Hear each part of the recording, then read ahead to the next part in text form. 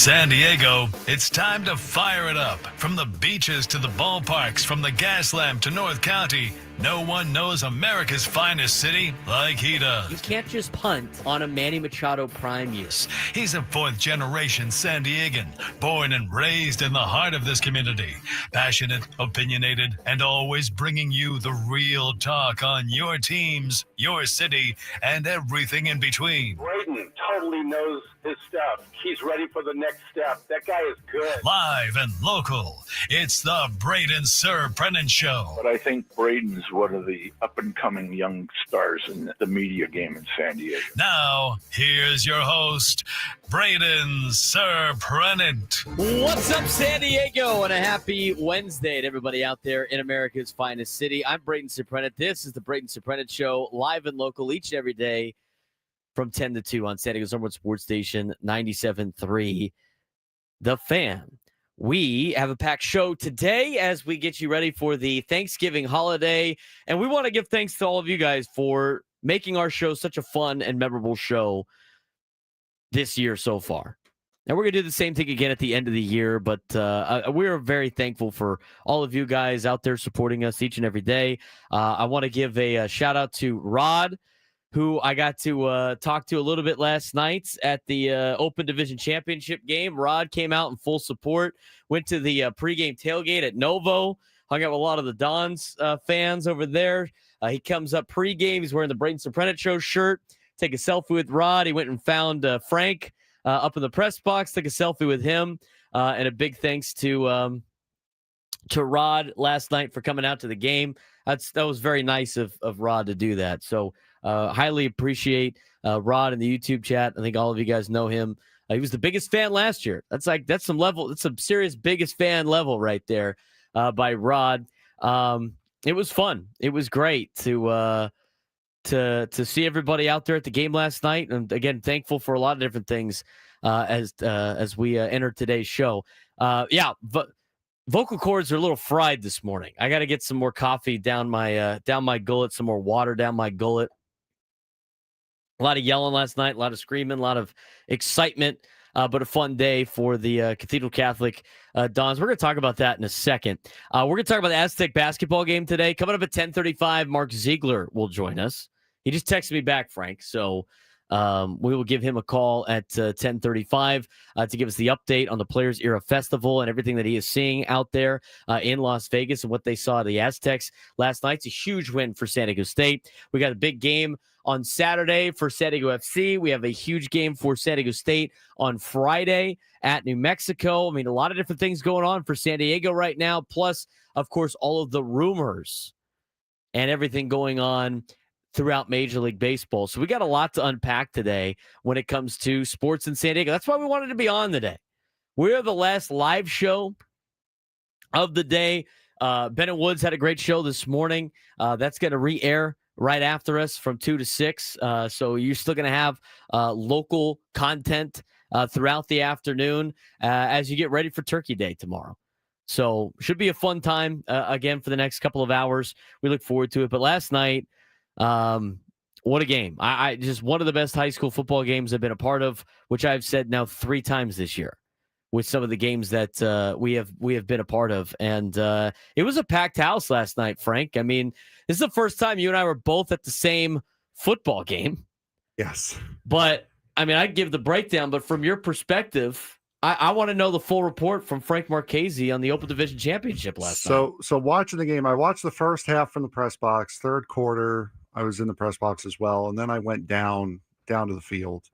Good luck charm for Frank there. He joined the sideline in the fourth quarter, and all of a sudden, Don started scoring some points. It was looking desperate there. And I came down to be kind of like it could have gone better, but we'll get him next year. Yeah, we'll see what happens, that kind of thing. And I noticed that the sideline was it wasn't quite desperate, but there wasn't a lot of life in the Don sidelines. And then to see the comeback start, because you guys had a couple touchdowns taken back because of penalties. You had 3 touchdowns in the first half taken away by penalties. All legit penalties, though. I mean, Yeah, legal man exactly. downfield. Yeah, I that mean, one- you could go back and look at it like on tape, and you could go ticky-tack like he was still engaged with somebody at 4 yards, but it's still he was downfield. And then the other one was the aiding the runner, which I never ever I never see that get called ever. But in high school, you cannot aid a runner. And that, sure enough, he was aiding the runner. Yeah. That flag came out quick, though. That was the only head scratcher there, but it was still a good call. And then the other one was a holding, and Brady ran all over the place, ended up for a touchdown, but everybody knew it was going to come back for a hold. So, 3 touchdowns off the board in the first half, as Frank was saying. You can't push the tush in high school. Yeah. Only in the pros, and only if it's Jalen Hurts. That's right.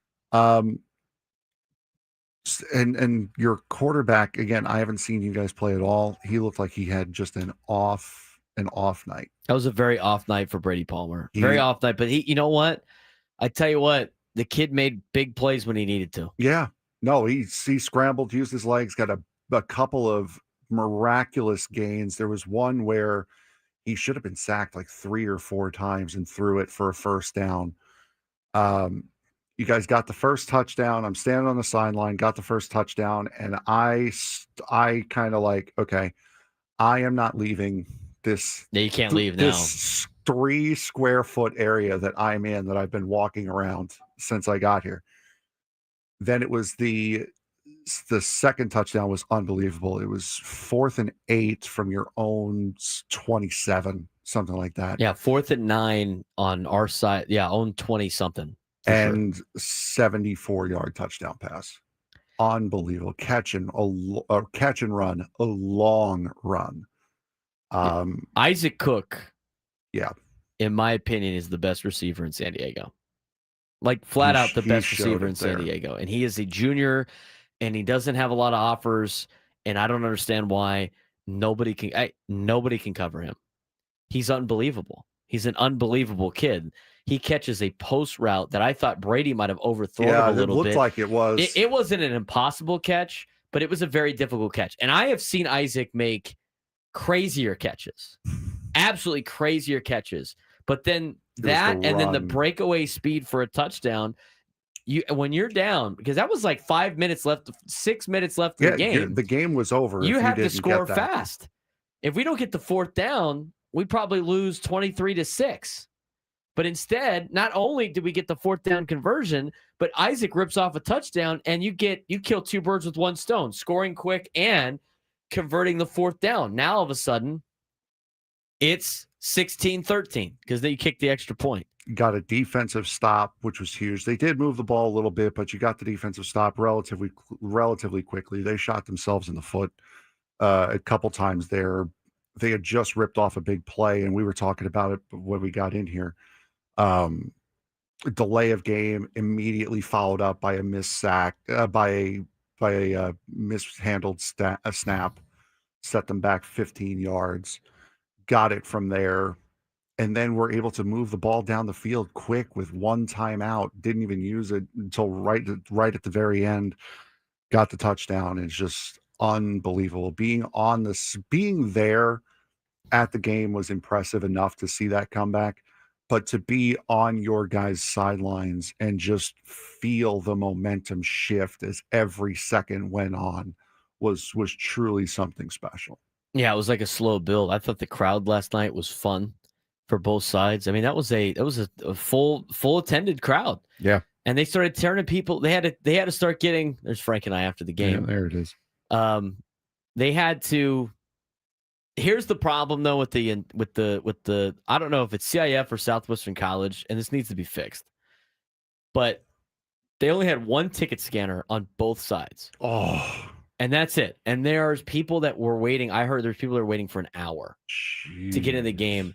In fact, some people didn't even get allowed into the game because they said we're full. It's like, well, how do you sell more tickets than you have space available? Are those people going to get their money back? Probably not. They had to move Cathedral people over to the Carlsbad side. I mean, it took forever for people to get in the building, and they had 1 ticket scanner on both in both, on one on each side, to get all these people, to get about 8,500 to 9,000 people into a championship game. Yeah, that place was packed. There's roughly 20 rows of seats on the visiting side, which is where you are, and probably another 10, probably 30 on the home side, and it was packed. I mean, standing room only. It's a great facility, and was glad to be there, but you're charging $18 to $20 a ticket, and then that's not even a guarantee to get into the building. I mean, there was a lot of people that drove down almost an hour through traffic to go to this game, and you couldn't even get them in after they paid for a ticket. That to me is a foul on whoever's responsible for that. That's a massive foul, and that needs to be fixed. This is high school football. That needs to be fixed. And you know what? It's embarrassing. It's embarrassing on that part. And I know they're trying to do their best, but that's embarrassing. And then I guess this weekend it's $20 to park at Southwestern College. Yes. So they're not allowed to charge more than $3 for parking on school days. But since it's not a school day, they're charging $20 to park this weekend. That is also a foul. It is. It's a foul. As April in the chat saying right now, the game clock was also that was on several occasions. Oh my God! Their scoreboard there was broken or something, and they had the auxiliary board like you would see at a car dealership. They haven't, but they're running it off a computer program. They're still renovating Southwestern's football stadium. Like they're still doing work to it. Like a lot of those buildings that you saw down on the H Street side, not the side with the school, obviously, the other side, that is all new. That hasn't been there for a long time. That was trailers not all that long ago. So they're still in the process of finishing that stadium up, and that's just the temporary scoreboard that they have there now. Is that what they told you? I went there. I know what it used to look like. Because that scoreboard was working last year. I don't know why they had to use the temporary scoreboard this year, but they could not. I mean, there was a lot of delays with the clock. They were trying their best with the clock and everything, but the people that paid to go to the game last night that were unable to go to the game because they just stopped bringing people in, to me is a joke. Yeah. And I don't know what the details of that were. This is what I was told, but this is information that I hope gets passed along to CIF and Southwestern College. Like, we need to be better on this stuff. You do. You're charging people $20 to go watch high school kids play football. They should be allowed to go to the game, or like limit the tickets or whatever you got to do. But there's a lot of people that paid the $20 and didn't even get in. Yeah. And that's information that needs to be passed along. But anyway, I thought that was a great game. In terms of Carlsbad, I thought Carlsbad played their tails off last night. Yes, they did. I thought they had a perfect game plan throughout the entire game. I thought, for 3 quarters, they played a perfect game. I thought they did everything they needed. They made the opportunities they needed on defense. They got the turnovers they needed. They controlled the clock when they needed to. They got the touchdowns when they needed to. I thought Eli McNeil had a hell of a day at quarterback for the Carlsbad Lancers. I thought their tight end number 9, Rocky, I thought he was a stud last night. The running game was good. I thought overall they did a phenomenal job. And that's a tough loss to be up 16-0. And then, and then it just kind of unravels there in the last quarter. But Carlsbad's a great football program. Thad McNeil's done a great job with his alma mater. He's done a great job with the community up there in Carlsbad. And he gets kids to go play at that school. Yeah. I know he does the Friday Night Lights thing up there for the youth. And then he has his kids help out with that program. I mean, Thad McNeil is a big staple of the Carlsbad community. And I think he does a great job with that program. Yeah. I think he does a great job with that program. It was a tough walk back because you were on the field the whole night. Naturally, I meant more post game. I went up after the trophy ceremony, kind of go back, try to finish off whatever I had left to do for the show today, and just kind of give you the space with the team and that. I had to walk past the Carlsbad bench to get back up to the press box, that was a tough walk. To go from the elation and celebration on your side and having that emotion with you to celebrating this big win, this unbelievable comeback, and then to walk past the other side. And I'm seeing heads down, players consoling each other. Heard multiple players crying. I mean, that was that was a hard walk back. Very, very difficult to have to snap back like that. And I felt so bad for those kids who were 25 seconds away from winning that game. I know. And 2 seconds later, it was gone. Yeah, that's what high school football is right there. I mean, that's it changes on a dime. You got kids playing for their football lives. I mean, there's a lot of seniors who are never going to play football again. I've been there. And eventually it's going to come to an end, and there's only a couple of teams that get to finish the season with a smile on their face, especially with the state playoffs now. I mean, not all of our teams in San Diego. There's only going to be 6 teams in San Diego that are going to win a CIF championship, and not all 6 of those teams are going to end the season on a happy note. Yeah. I mean, we can go 0-6 in the state playoffs, but that was a heck of a game last night. Heck of a game last night. Really, really enjoyed every moment of it. I mean, there were a lot of ups and downs. The one thing I would say is our kids at no point really thought they were going to lose, though. As much as the energy was kind of down on the sideline. It didn't feel that way. At halftime, we'd been there before.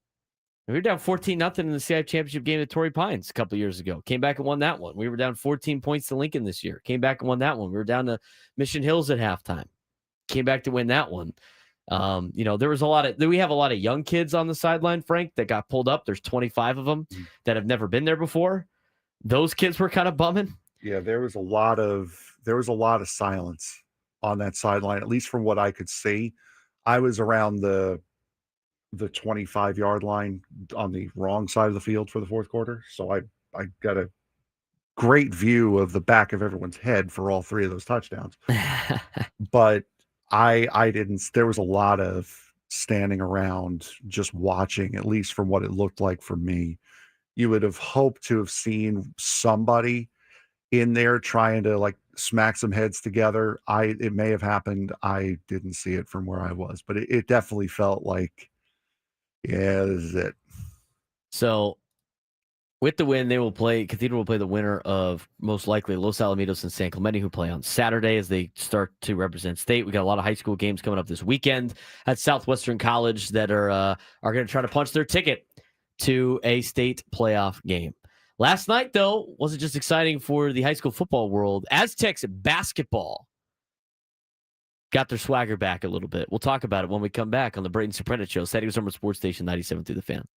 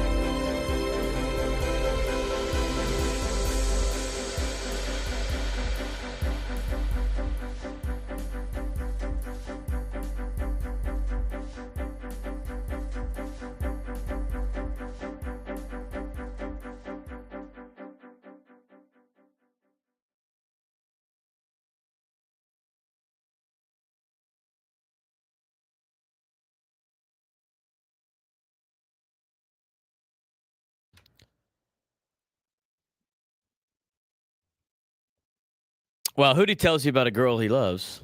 I want to tell you that all guests of 97 to the Fan join us on the David P. Shapiro Fan Hotline. David P. Shapiro, criminal defense attorneys, helping good people regain control of their future when charged with the crime since 2010. Visit davidpshapirolaw.com. Well, we had a lot of fun games last night, Frank. Yeah, we did. One of them being the Dons, the other one being the Aztecs. San Diego State Aztecs basketball had a great night last night against Oregon. What a bounce back it was for them, and a much needed bounce back for San Diego State.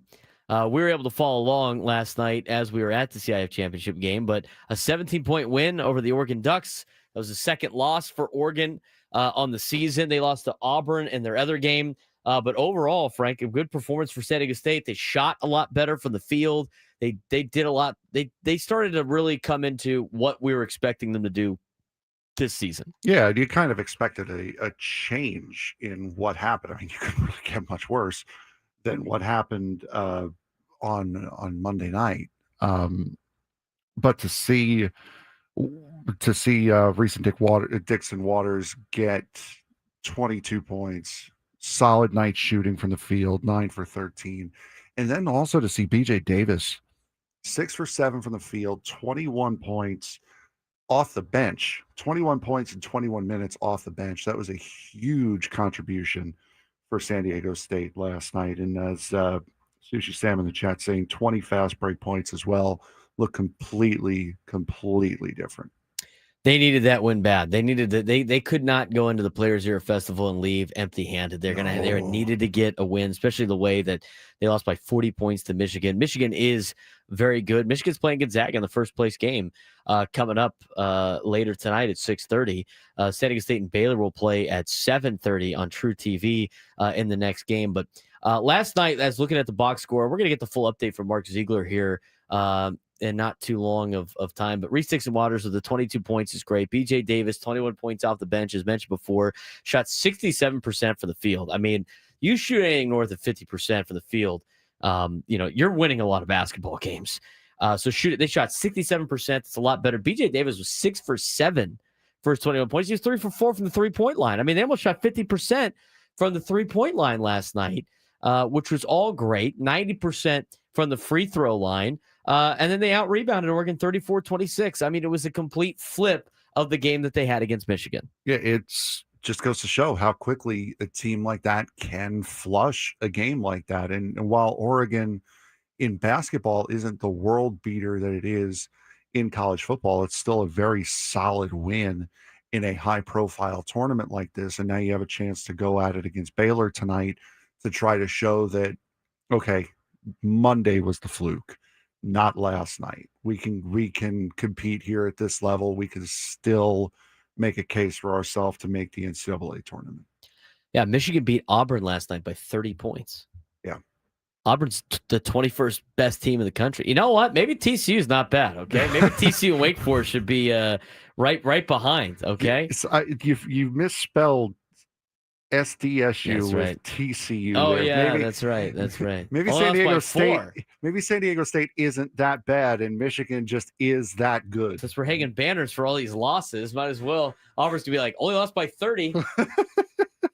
TCU, we lost by 4. Everybody's hanging banners on losses to Michigan. I just think they got them early, and Michigan's starting to hit their stride right now. But not a bad performance out of the Aztecs last night. Now they get a Baylor team. Baylor's good. Baylor's been a solid basketball program the last handful of years. I mean, they are a team that has won the NCAA tournament. They were national champions not too long ago. They beat Creighton in this tournament. They lost to St. John's, in this tournament by 15. And these tournament games are crazy. So we'll see what you got on at 7:30 tonight. But if you're San Diego State, now you don't have to sit through the entire Thanksgiving weekend and wait to play. You go 1-1. If they could beat Baylor, who plays in a very, very good Big 12 conference, things are going to start trending upward, I think, more for the Aztecs. And then it's a showdown against another Big 12 team in December against Arizona. I mean, that's the next one on the list for San Diego State to try to get their resume going. Yeah, as far as big games, the next game after this will be on December 3rd against Utah Valley, who are 4-2 in their own right, leading the WAC. You got a conference game on December 17th. Yes. So it's starting to get down to crunch time now. There have been a lot of good games. We've ragged on these tournaments the last couple of days, but there have been a lot of good games. USC beat Seton Hall, I think 82-81 or 82-80, something like that last night. So these have been really good, really close games. And Iowa State right now with 9 minutes to go in the first half, tied with Syracuse 16 all. Nope, off the rim. Yeah, I think the tournaments are great for TV. That's what we keep talking about. Yeah. These like gigantic ones. That's why I like a lot of this is why schools like playing in the Rady's Children's Invitational, the MTE. You get 2 games, you get to see a tournament environment. It's very quick and easy. You get to play in a more intimate setting at the Jenny Craig Pavilion. It should be a fun one coming up tomorrow. A couple of games tomorrow and a couple of games on Friday. We're going to talk about that as well with Mark Ziegler. But when we come back, Mark Ziegler is going to join us on the Braden Surprenant Show to talk about what he has seen in Vegas. Get his take on some of these preseason tournaments as we continue on the Braden Surprenant Show. San Diego's #1 sports station, 97.3 The Fan.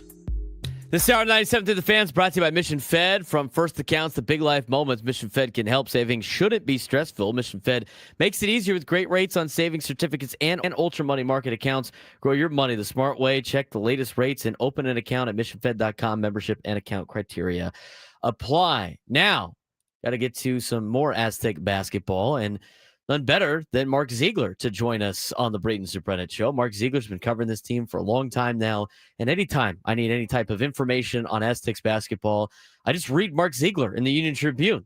I usually get very educated very quickly on the ins and outs of this Aztecs basketball program, who has seen a lot of ups in their spots. And this season, I've had a couple of downs, but went back on track last night. Out in Las Vegas right now covering the team is Mark, who joins us on the Braden Surprenant Show. Mark, what's going on? How's your Wednesday going? It's kind of nice. Got a full day before we have to go back to the arena, so trying to enjoy the sunshine out here and maybe go see some other basketball games. What is the environment like out there in this, bigger version of the Players Era Festival? Because last year it was a little bit smaller of a group. It sounds like they might expand. I mean, from your perspective, what do you like? What do you dislike about this particular tournament that you've now gotten to experience the last couple of years?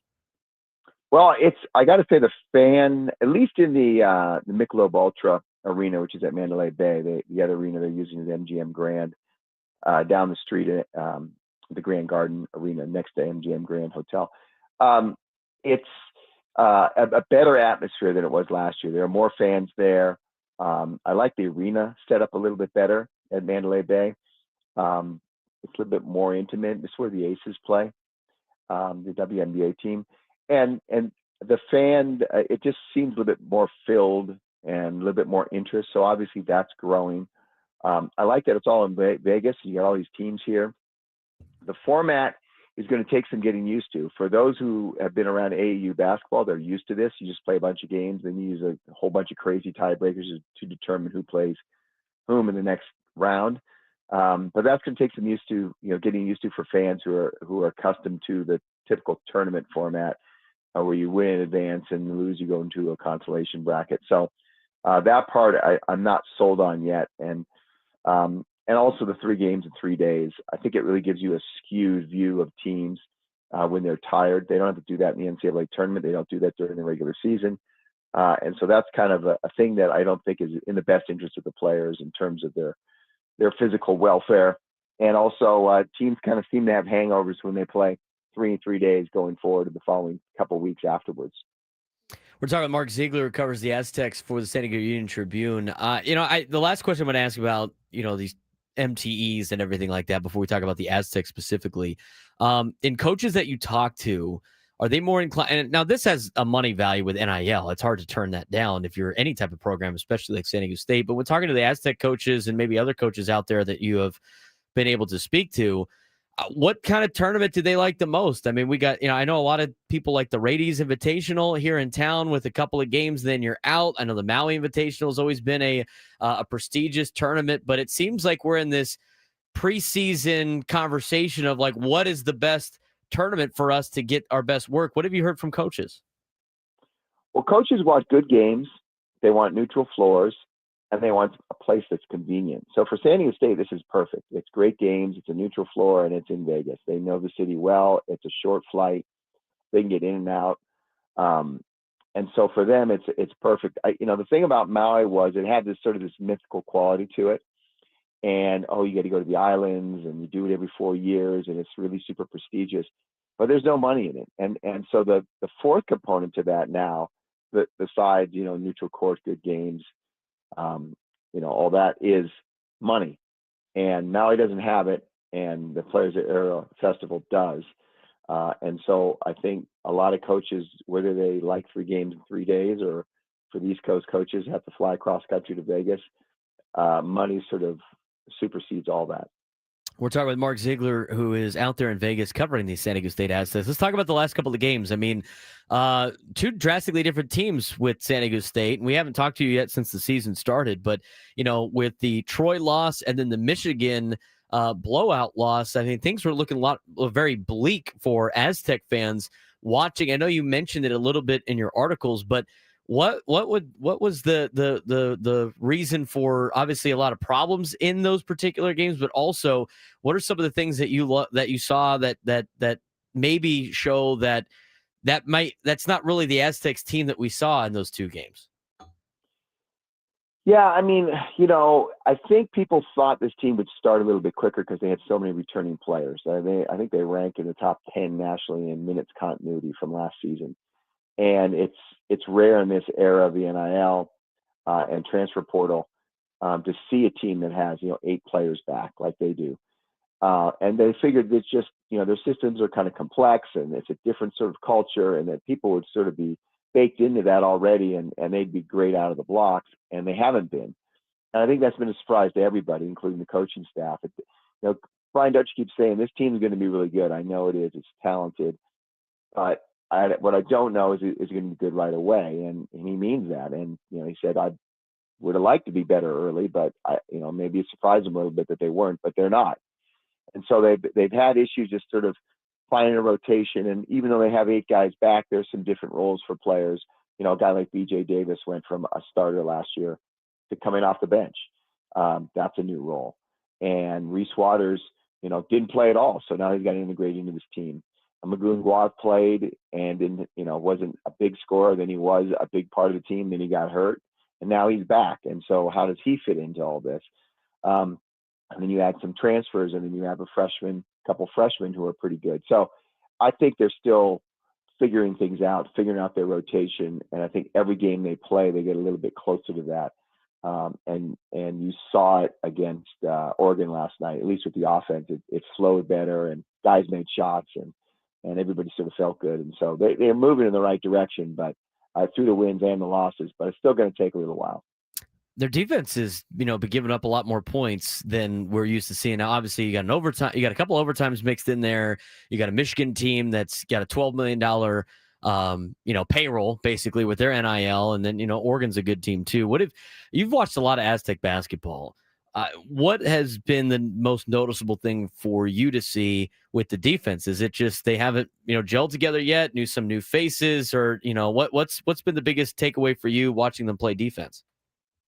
It's been weird, and it's a really good question. It's hard to answer because, I go to their practices, and they look pretty good in practice. I mean, they're doing all the things they're supposed to do.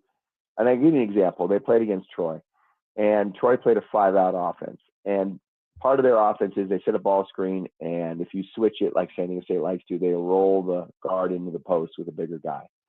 So to counteract that, San Diego State always has had that guard front the post, get in front of them.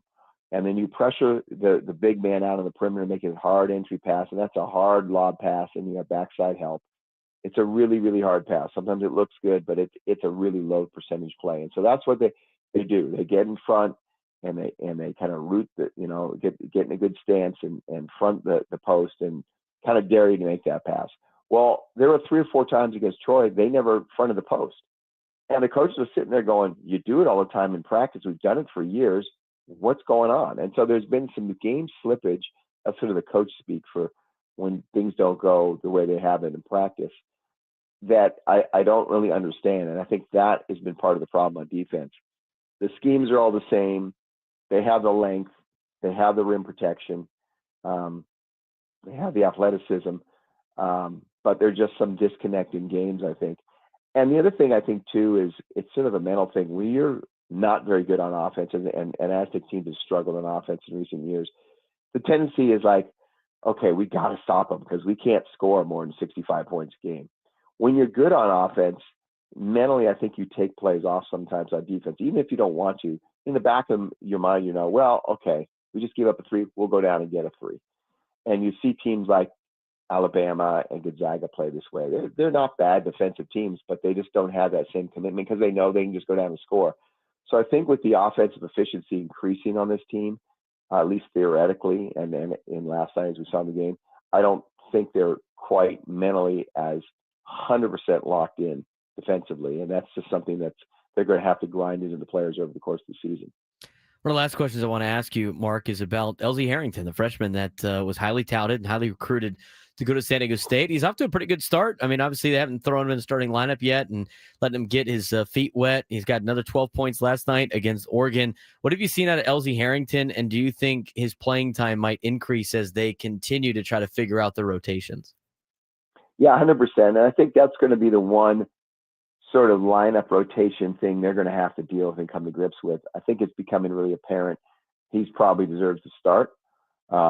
But he's a freshman, and you've got a veteran team. And Brian Dutcher talked about this after the Michigan game when we asked him, and he just sort of said, look, yeah, he's, you know, we give guys playing time, and if they play well, they earn more.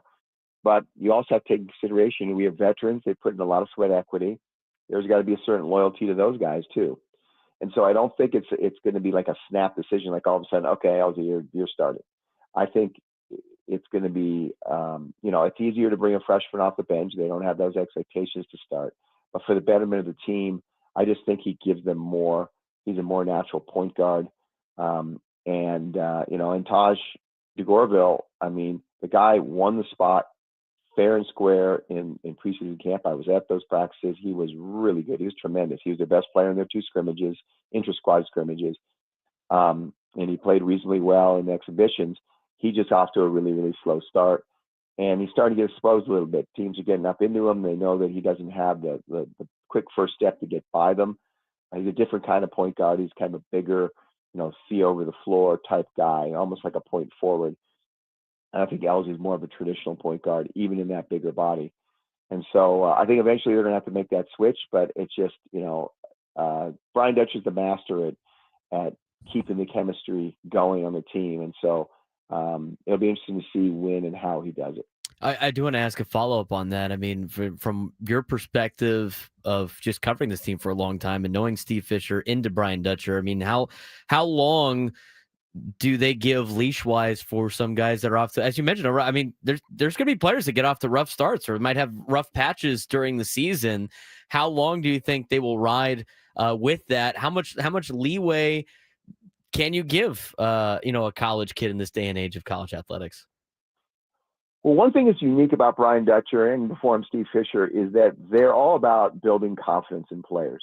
And they don't, you know, guys a couple bad games, they just don't write them off and chuck them aside. They really try to build their confidence. And so they're really reluctant to make lineup changes. I mean, if you look through the history, unless there's been injuries, they almost never change their starting lineup. Now, Brian Dutcher said before the season that it may be different this year because they have so much talent, maybe more situational. But that's why I say it. I don't think it's going to be an overnight thing. Because you don't want to, if you just yank Taj right now and he's not playing very well, maybe you'll just lose him mentally for the rest of the season. You're going to need him. You know, he might take an injury. You never know, foul trouble. He does offer some things that the guys don't with his size and strength. So I think it's going to be a slower process. You know, I could be wrong. Maybe, you know, I don't think it'll happen today, but, you know, maybe next week with the Utah Valley, all of a sudden they'll be starting. But I think it's going to be a slower type thing because he's going to try to keep the confidence up. And another guy we haven't talked about is Sean Newman Jr., who they brought in to be pretty much the starting point guard. He struggled too. Now he had kind of a banged up ankle that didn't allow him to really explode off of ball screens in the preseason, and he's just sort of getting back in shape. And I think they feel like he's playing afraid right now, and maybe the idea is to give him more extended minutes just to let him play a little freer and see what he can do. So that's kind of the way Brian Dutcher approaches it. So I don't think you're going to see guys just relegated to the bench and we'll never see him again. I think he'll still try to keep them going. Great insight as always. Enjoy the game tonight. Covering Baylor and San Diego State should be a good one. Baylor coming out of the Big 12, very good conference in college basketball. And safe travels back to San Diego, Mark.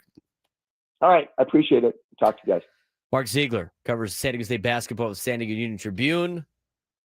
Has an AP vote in the top 25 for men's basketball poll as well. Always a wealth of knowledge talking to Mark about Aztec basketball. And that was, he's preaching to the choir on the coach speak of the game situation stuff. I don't know how many times as a high school football coach we work on stuff and then it does not get applied in the game. I mean, it is just like slamming my head against the wall sometimes. Like, even last night, there was one play where we gave up a touchdown, and our guy did something that we have never told him to do ever. What are you doing? Oh, I was doing this. When have we ever told you to do that? We've never worked on that. We've never talked. Why aren't you doing this like you're supposed to be doing? It happens all the time. Kids do be being kids sometimes, They do it in practice, like every day. They do it all. It's like, and then all of a sudden, game happens, and everything we worked on goes out the door. Kids do be. Oh my God! It seems to be more and more prevalent. Anyway, I enjoy talking to Mark Ziegler about Aztec basketball. I enjoy hearing you guys talk about it. Yeah, learned a lot, didn't you? Yeah. I think he's right on a lot of the stuff. I think a lot of fans are upset with Taj de Goreville because of the slow start. But, I mean, again, you're right. There's something to – you're going to need him eventually. Yeah. And Mark is 100% right on the mental aspect. I mean, we deal with that at the high school level. They deal with the college level. It's a very much a prevalent thing in athletics now where if you pull him now and he's not playing well, you might lose him for the season. Yeah, you can't just, especially 6 games into your season, 5 games into your season, you've had a couple of long layoffs as well between games. You can't just pull a kid that early. You have to give him a genuine shot. And I still think with it's the same situation with like Jackson Merrill batting lower in the order in his rookie year. Mm-hmm. Let him do that with not a lot of expectations. Let him get comfortable. Let him play at the big league level. You could do the same thing with LZ Harrington. He's going to want to push for more. Sometimes you got to protect these kids from themselves. And I agree with it. He's got to slowly get at it. But you're getting 33 points off the bench from Harrington and Davis. Mm-hmm. It's great. Yeah, exactly. And like Go Aztecs in the chat said, Harrington's committing a lot of turnovers. I mean, he needs to get his feet wet. It's Division I college basketball. Mm-hmm. It's a different animal. That goes back to that stat I saw the other day I sent to you. 20% of parents think their kids are going to be D1 athletes. It's beyond insane. Mm-hmm. 10% of parents think their kids are going pro or to the Olympics. You just don't know what you don't know. That level is different. Yep. That level is different. And when you get a high school kid from last year, like the kid was playing against high school teams last year, probably dominating, and now he's going against teams like Michigan and Oregon, and he's going to play Arizona in a couple of weeks, right? Like this is it's jarring. It's different. It's jarring to go from the best player on a good team to being the worst player on a great team. That's a jarring thing, especially for someone who's probably is so used to being the best player on their team his entire life. That is a huge adjustment, a huge mental adjustment that you have to make. It's not easy. You need to they need to they got to keep playing Taj de Goreville and see what he goes. But Sam, that's a delusional stat. It was. I sent it in the to Frank the other day. I saw it. it was like, I got to go find it, the exact thing. It was shocking. It wasn't that shocking to me because you live it every day. I live it every day. I mean, the parents think their kids are amazing, which is fine. That's fine. Which is good. I mean, it is good. And I like the parents at Cathedral and everything like that. I don't think 20% of our parents think that, but a new study came out claiming that 20% of parents think their child will be a Division I athlete, while 10% of parents think their child will be a professional athlete and or be in the Olympics. To put that context of numbers, that means a graduating class of 500 athletes, 100 will be D1 athletes, while 50 will be in the pros. That is not even remotely close to happening. Close. No, it's not. I have the real stats if you want to see those. Maybe we'll talk about that when we come back. Get into more baseball talk in the next hour. 1 hour in the books, 3 to go for the holiday weekend.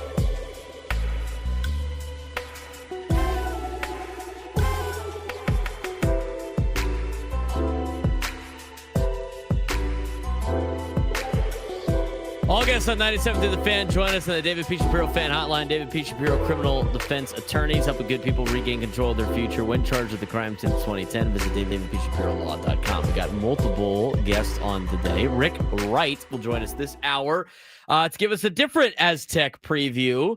This will be Aztec football against New Mexico. UNM's pretty good.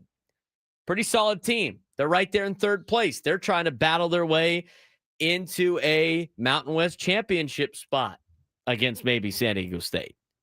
So they really could use a win against the Aztecs. That game's going to be on Friday. We're going to get the full preview of that at 11:35. We will have Skylar in studio with us at 12:35. We're going to have Luca De La Torre on the show at, what'd you say, 1:30? 1:30 is the anticipated time. It might be a little bit earlier, but yes, 1:30 is the time stated. So we got a packed show today. We're going to talk college football. We're going to talk the NFL and some Padres news. Do you want to get your phone call? 833-288-0973, 833-288-0973. Let's get out to Mo in San Diego. Mo, what's going on, man? Hey, what's going on, gentlemen? I hope you guys are ready for your Thanksgiving holiday. I know I am. I'm ready to get down on some turkey legs, that's for sure. That's a fact. Yeah. So, look, I have a D1 athlete daughter. She plays rugby at Lindenwood University in Missouri. They just lost the NCAA D1 rugby championship against Harvard. Tough game. And I couldn't agree with you more. What my experience was at the high school level was a lot of parents being disconnected with reality, not understanding how their son or their daughter, primarily their daughter, was really developing on the field. And I can tell you without a shadow of a doubt, my daughter specifically was team captain, carried her team, did everything she needed to do on and off the field, put in the work, hit the gym at 5:30 in the morning. Listen, that's dedication I don't have. That was her drive. But this is what she wanted to do, right? She wanted to be a collegiate athlete. Once she got there, right, reality hits and, oh, wow, I'm no longer the best player on my team. But that's also a development cycle that needs to occur, right? So you have these women that have been playing rugby for many years, more so years than my daughter specifically, but then they're also, senior level students and athletes that, have been in the system for longer periods of time and more developed, and they obviously had way bigger of an edge than she did. And she's been battling and making sure she's trying to stay healthy. Of course, that's another thing. But yeah, I couldn't agree with you more. I think there's a lot of disconnect between parents and what their child is actually going to be able to do on the long term. And I'm nobody to burst anybody's bubble, but I've seen it firsthand. I can tell you that it's one of those things where you almost start to try to encourage them to look at other options, right? To look at other opportunities for their children. So those are my 2 cents, man. Yeah, and then I appreciate it, Mo. I mean, it's a very small percentage. I mean, I looked at it's funny every time they said that, and this is what got the conversation going at the end of the last segment was parents right now, 20%, and in a recent study, 20% of parents think their kids are going to be a D1 athlete. 10% of parents think their kid's going pro. It's not even close to being that kind of number. And every time that those studies come out, it's funny. Somebody posts the NCAA research that they have of the exact percentage. Like, just from a football perspective, and like, I'm sure this changes year by year, but the last time that they conducted the study, there's about 1 million football players in high school throughout the country. About 1 million. 71,000 of them go on to play college football. That's 6.5%. Now, that's not all D1. That's D1, D2, and D3. Think about that for a second.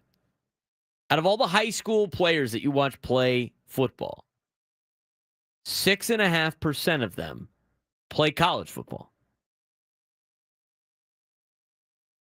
2.5% of those kids are playing Division I college football. We got about 70 kids on our team at Cathedral. Now, we have some good players, so we'll probably have more than this. But if you just do it based on statistics,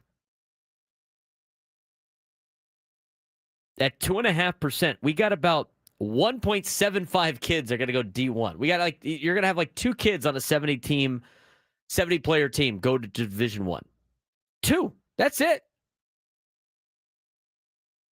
But I feel like right now with a lot of the travel ball for baseball and AAU for basketball and making these youth teams businesses and being like it's a business. The youth sports are a business now. It's in the best interest of said business to get you to play as much as possible. That's how they make money. And I think a lot of people that are part of these organizations that just use that as their main source of income, it is beneficial for them to convince a lot of parents that their kid is going to go D1 if they can do X, Y, Z with me. I see it with trainers. I see it with personal coaches. I see it with a lot of different stuff. And the biggest thing that I have with this is what parents need to understand, most of the kids that are going D1 are genetically better and physically bigger than all the other kids. And so most of the time, if you're a parent, you can look at you and your wife, or you can look at you and your husband, and if you're not very big, or you don't have the brothers and sisters that are huge, and you don't have the genetic, they ain't going to D1. They're not going to grow. They're not going to go to D1. I mean, they're looking at that stuff, and it's such a different animal now. It's even more of a different animal in college athletics and D1 college athletics than when I was a part of D1 athletics in 2017, 2014 to 2017. If you look at it now, we have kids that are coming back. I've gotten to see a lot of football alumni the last couple of days from Cathedral. And a lot of them are playing Division I football, which is great. And a lot of them are playing D1 football in the FCS. And what a lot of them have said, and what it's like they're saying, Coach, it's such a business now. It is such a job, even more than just managing classes and doing all that stuff. I mean, they have agents that are constantly looking throughout the season to find them a new landing spot to potentially make more money in the transfer portal. And they go out and they are sending tape out, and you're constantly recruiting college kids as well as high school kids. And the agents are out there trying to find landing spots to improve their kid's spot to get a contract to then convince the kid, all right, we got you an offer. You're going to have to enter the portal now. This is what's going on. It's crazy.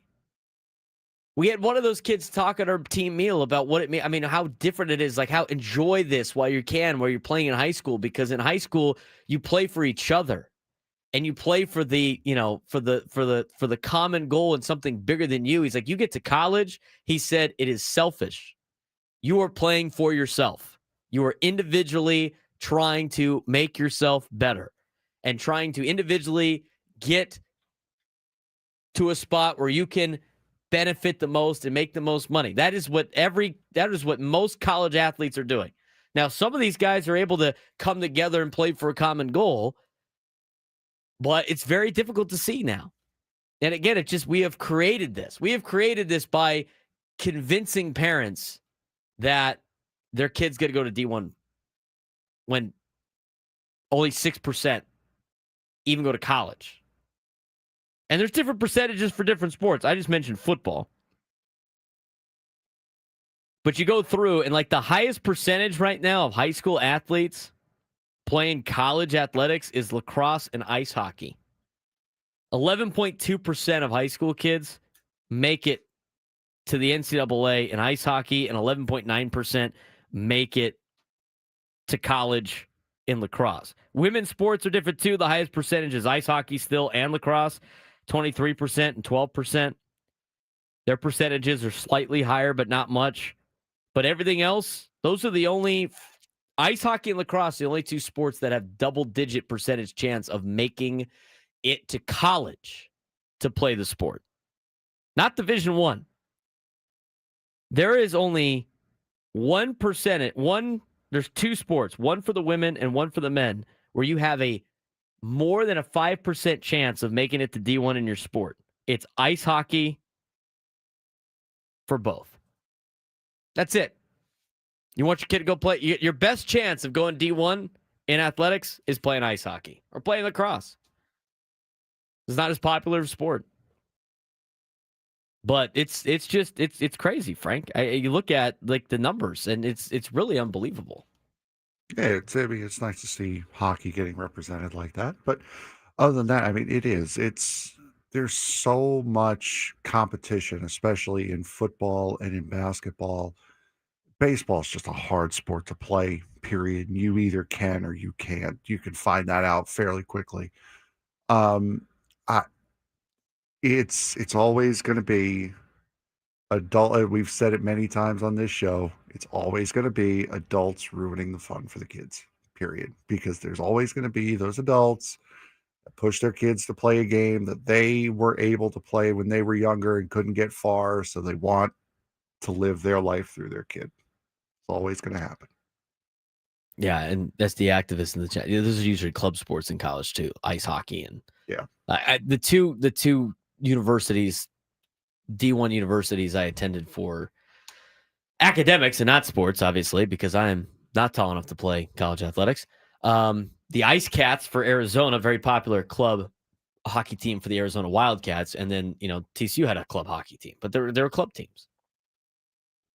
So it's kind of crazy. It's not a subject I thought I was going to get to today, but we got the good phone call from Mo.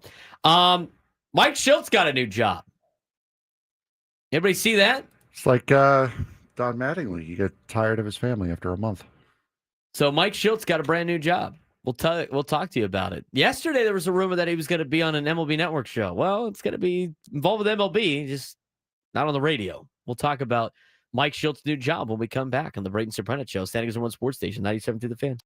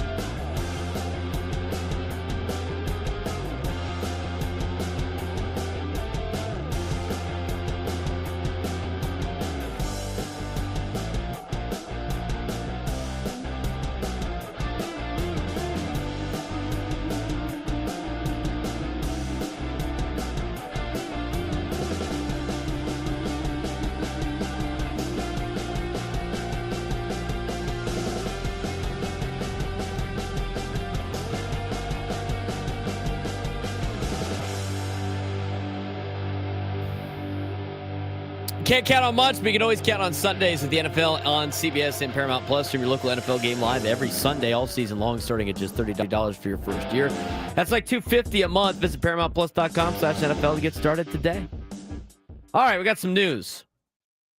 Mike Shiltz got a new job. It was rumored yesterday that, at least in the YouTube chat, that he had signed on to be I didn't believe it at all, but like part of the MLB Network on a show. I mean, come on, dude. You heard Mike Shiltz interviews with Bennett Woods. He didn't he was not comfortable. Didn't really buy it. Now, there's a report out of Birdland. Hey, Birdland. That the Baltimore Orioles are bringing former Padres manager Mike Shiltz aboard in a minor league player development role. Source confirmed. Shiltz, who recently departed San Diego after 2 seasons with 90 wins or more, will be Baltimore's new minor league upper-level coordinator of instruction.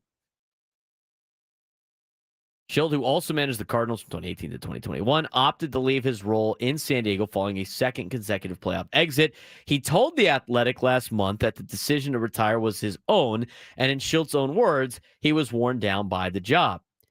Quote, I don't want people to think I checked out or wasn't engaged or wasn't doing my job. No, that's not the case. I tell myself, and I have done it since day one of the job, regardless of the level, I'm going bell to bell. I'm going to give it everything I got because I owe it to the team and the players, so I did that. So he's got a new job. Now, I'm not overly shocked by this. I thought when Mike Shiltz retired, I thought for sure he would be back in baseball. I didn't think at age 57 he was going to be done with baseball. He would come back to something. I thought it might be a year, maybe 2 years, but I thought eventually he'd come back to baseball. Now, I think this would be more shocking news if he was a manager somewhere. Like if he signed on to be a manager somewhere else, it'd be like, okay, this is a major red flag. But I still believe that he was worn down by the job, and I still believe that he didn't want to do it anymore, and I still believe it was his own decision. All of that stuff. The only job, and Kevin Acee even puts this out in a tweet. Kevin Acee just tweeted this out. I'll get the exact tweet from Kevin. This is the kind of role Mike Shiltz said he was interested in after, quote, retiring as manager.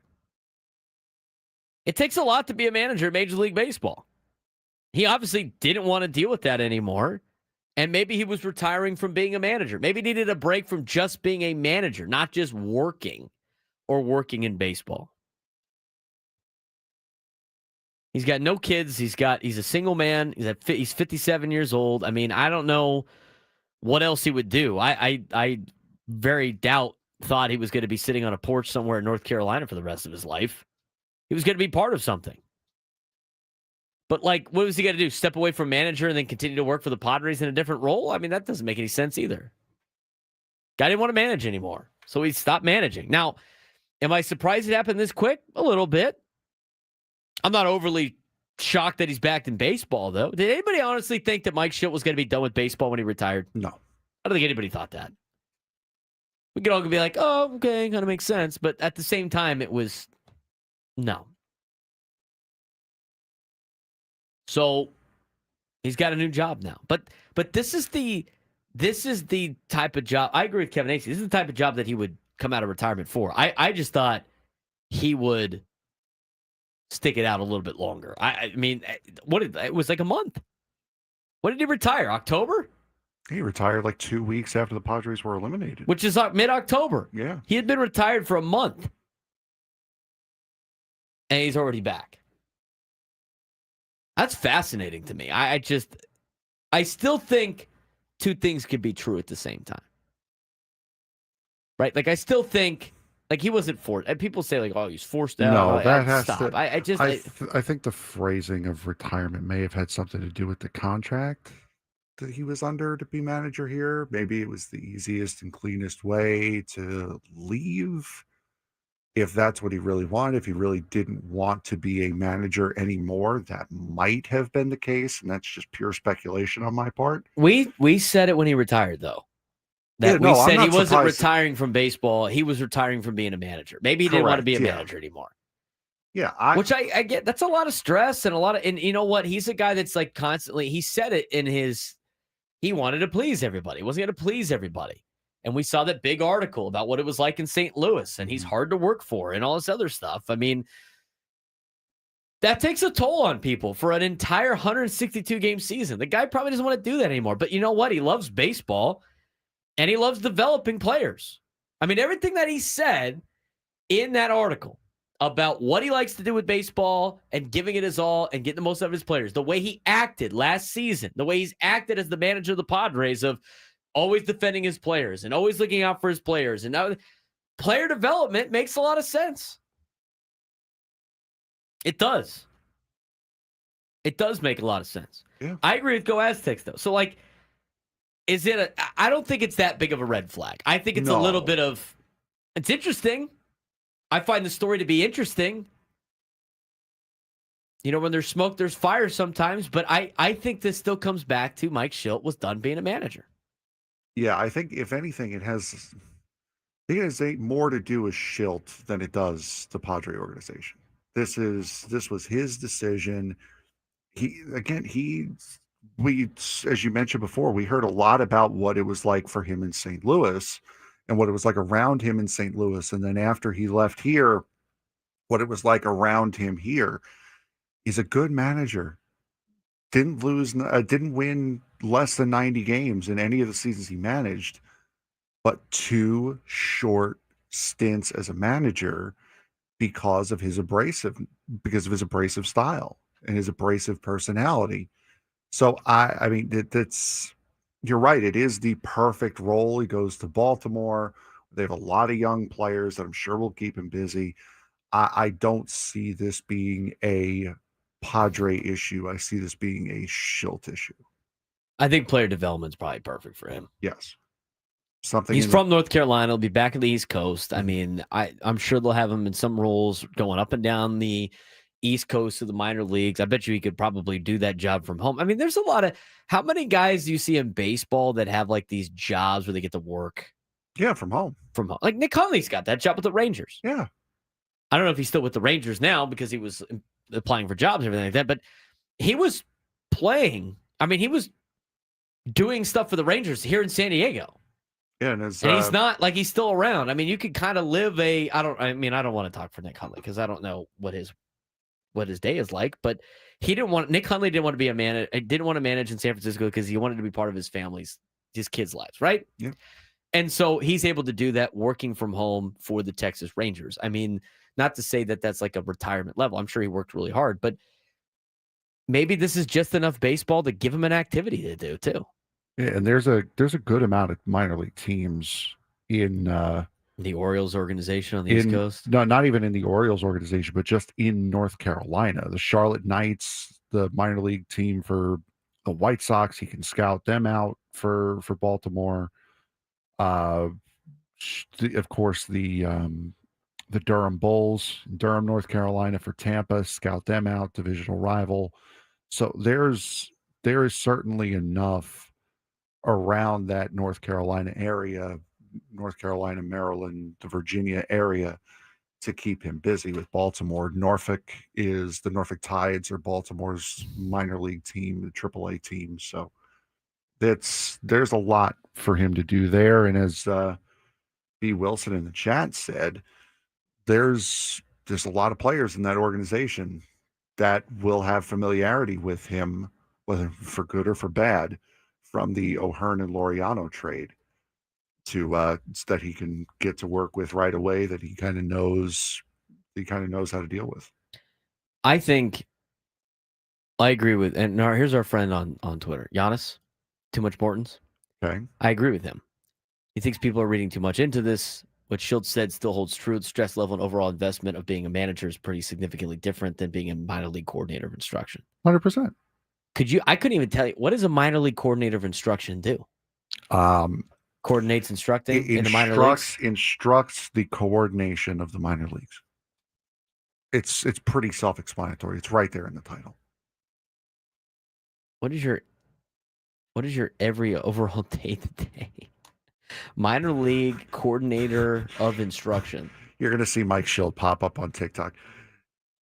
come with me on my day as a coordinator of instruction in the minor A leagues. day in life. Minor league. This is what AI had to say about a minor league coordinator instructor. Specialized staff who oversee player development in specific areas across an organization's minor leagues. Thanks. He could be a pitching coordinator, a hitting coordinator, an infield coordinator. So it's almost like he coordinates the instruction of minor leaguers. That's right. There you go.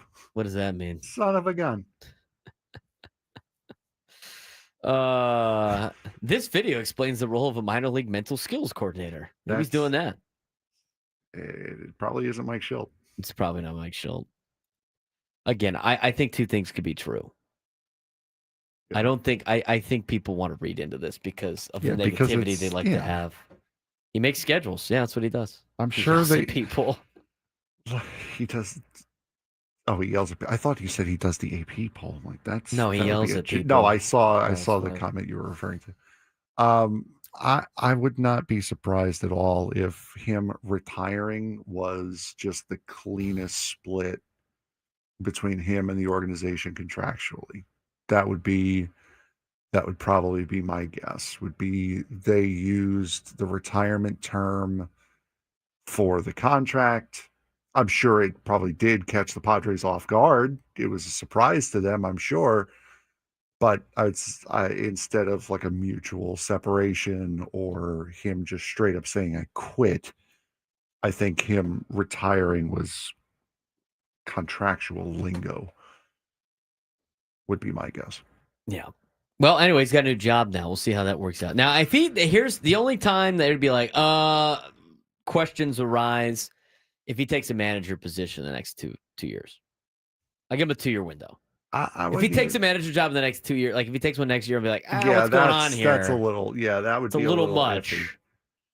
But if that's not the case, then it fits the narrative. There's nothing. It fits exactly what they're talking about. B. Wilson in the chat. Orioles minor leaguers going to get really good at hat tipping. Good for them. Good for Mike Schilt. I don't know. 833-288-0973. 833-288-0973. When we come back, we're going to get to Rick Wright is going to give us a preview of the Aztecs and the Lobos. It's a big game on Friday. If the Aztecs win, they host a Mountain West Championship game. We got other information on that as well, which I find interesting. We'll get to after that conversation. If they win and San Diego FC hosts, got a little bit of a stadium issue. We'll talk about that after we talk with Rick Wright to give us a preview of the game between the Aztecs and the Lobos on the Braden Surprenant Show, San Diego's #1 sports station, 97 to the Fan.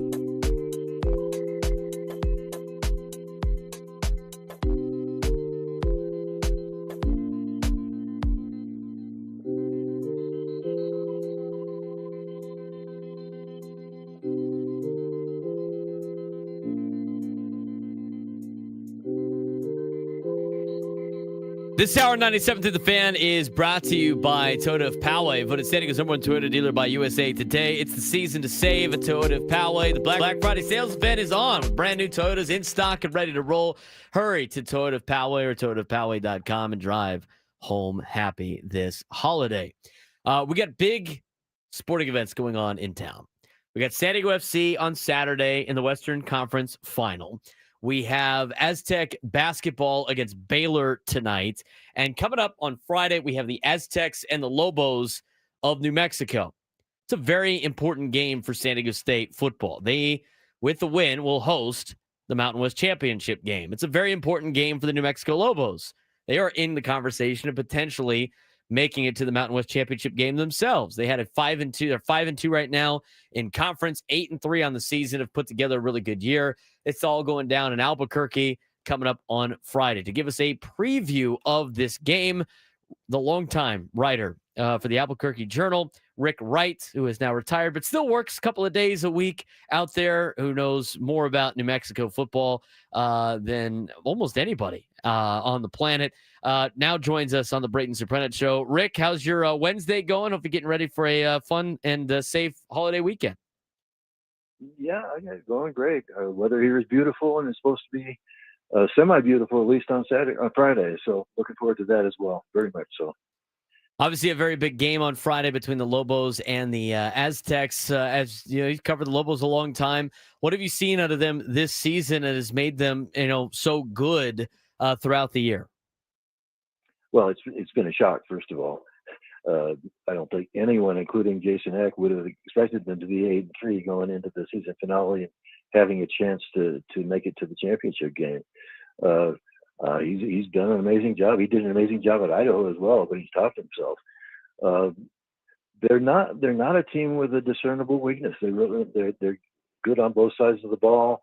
They've had some issues on turnovers in special teams as well as on offense. But here they are. They stubbed their toe at San Jose State, lost at Boise State, which was no surprise to anyone. Since then, they're just rolling. 5-0. They've played their worst football against the worst teams and escaped against Nevada and Colorado State, and they played super well against Utah State. They've just done what they had to do. They're not.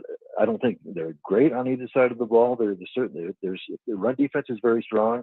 Maybe not as strong as San Diego State's, but it's close. And they just there is nothing. Maybe the coaches at San Diego State feel otherwise. There's nothing I would point to and say, well, this is a real weakness for this team.